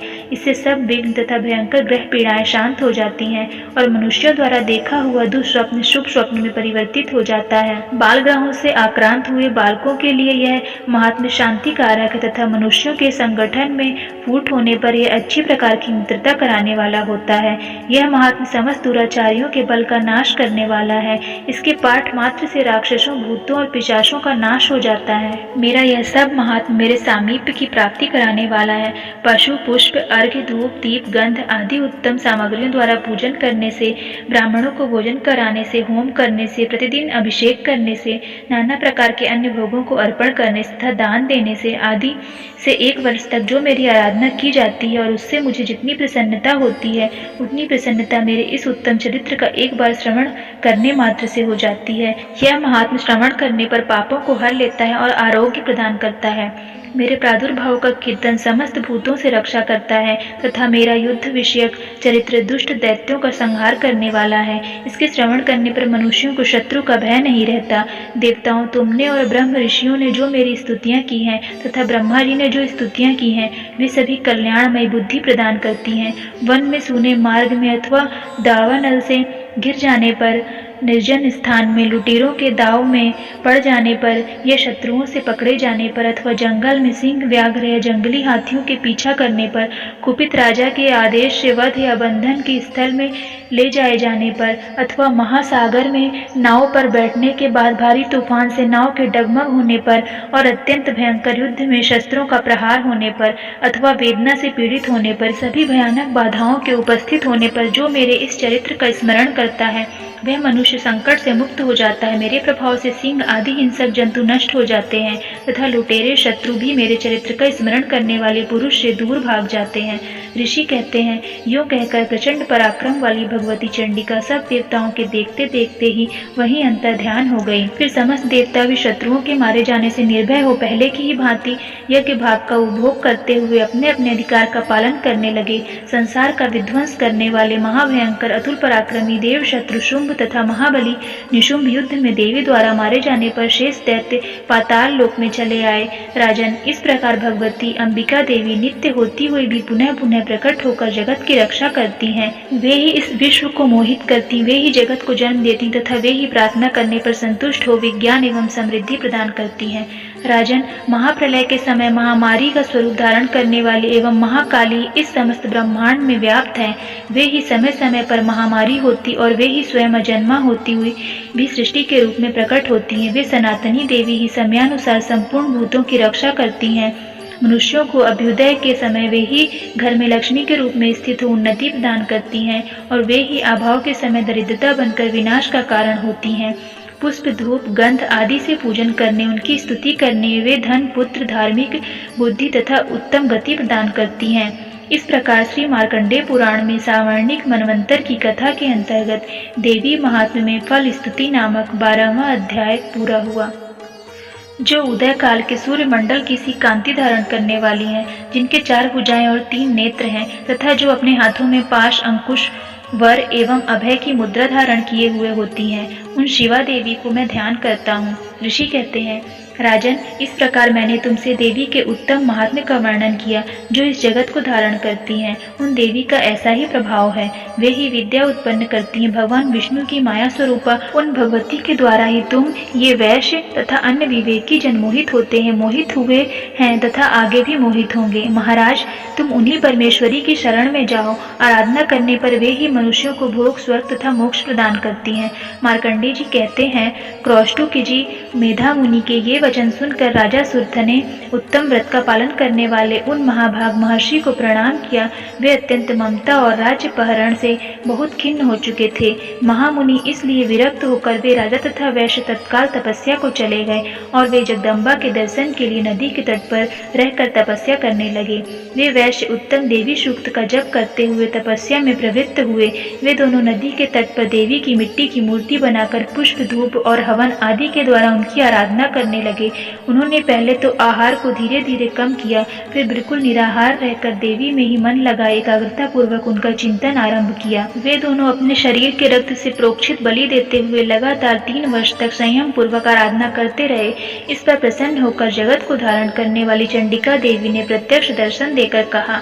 देवी बोली, राजन, तुम अपने कुल को आनंदित करने वाले वैश्य, तुम लोग जिस वस्तु की अभिलाषा रखते हो वह मुझसे मांगो, मैं संतुष्ट हूँ, अतः तुम्हें वह सब कुछ दूंगी। मार्कंडेय जी कहते हैं, तब राजा ने दूसरे जन्म में नष्ट न होने वाला राज्य मांगा तथा इस जन्म में भी शत्रुओं की सेना को बलपूर्वक नष्ट करके पुनः अपना राज्य प्राप्त कर लेने का वरदान मांगा। वैश्य का चित्त संसार की ओर से खिन्न एवं विरक्त हो चुका था और वे बड़े बुद्धिमान थे, अतः उस समय उन्होंने तो ममता और अहंता रूप आसक्ति का नाश करने वाला ज्ञान मांगा। देवी बोली, राजन, तुम थोड़े ही दिनों में शत्रुओं को मारकर अपना राज्य प्राप्त कर लोगे। अब वहां तुम्हारा राज्य स्थिर रहेगा। फिर मृत्यु के पश्चात तुम भगवान विवस्वान के अंश से जन्म लेकर इस पृथ्वी पर सावर्णिक मुनि के नाम से विख्यात होगे। वैश्यवर्य, तुमने भी जिस वर को मुझसे प्राप्त करने की इच्छा की है उसे देती हूँ। तुम्हें मोक्ष के लिए ज्ञान प्राप्त होगा। मार्कंडेय जी कहते हैं, इस प्रकार उन दोनों को मनोवांछित वरदान देकर तथा उनके द्वारा भक्ति पूर्वक अपनी स्तुति सुनकर देवी अंबिका तत्काल अंतर ध्यान हो गई। इस तरह देवी से वरदान पाकर क्षत्रियों में श्रेष्ठ सूरत सूर्य से जन्म ले सावर्णी नाम के मनु होंगे। इस प्रकार श्री मार्कंडेय पुराण में सावर्णिक मनवंतर की कथा के अंतर्गत देवी महात्म्य में सूरत और वैश्य को वरदान नामक 13वां अध्याय पूरा हुआ। परमेश्वरी, मेरे द्वारा रात दिन सहस्त्रों अपराध होते रहते हैं, यह मेरा दास है, यूँ समझकर मेरे उन अपराधों को तुम कृपा पूर्वक क्षमा करो। परमेश्वरी, मैं आवाहन नहीं जानता, विसर्जन करना नहीं जानता तथा पूजा करने का ढंग भी नहीं जानता, क्षमा करो। देवी सुरेश्वरी, मैंने जो मंत्रहीन, क्रियाहीन और भक्तिहीन पूजन किया है वह सब आपकी कृपा से पूर्ण हो। सैकड़ों अपराध करके भी जो तुम्हारी शरण में जा जगदम्ब कहकर पुकारता है उसे वह गति प्राप्त होती है जो ब्रह्मादि देवताओं के लिए भी सुलभ नहीं है। जगदम्बिके, मैं अपराधी हूँ किंतु तुम्हारी शरण में आया हूँ, इस समय दया का पात्र हूँ, तुम जैसा चाहो वैसा करो। देवी परमेश्वरी, अज्ञान से, भूल से अथवा बुद्धि भ्रांत होने के कारण मैंने जो न्यूनता या अधिकता कर दी हो वह सब क्षमा करो और प्रसन्न हो। सच्चिदानंद स्वरूपा परमेश्वरी, जगन माता कामेश्वरी, तुम प्रेम पूर्वक मेरी यह पूजा स्वीकार करो और मुझ पर प्रसन्न रहो। देवी सुरेश्वरी, तुम गोपनीय से भी गोपनीय वस्तु की रक्षा करने वाली हो, मेरे निवेदन किए हुए इस जप को ग्रहण करो, तुम्हारी कृपा से मुझे सिद्धि प्राप्त हो।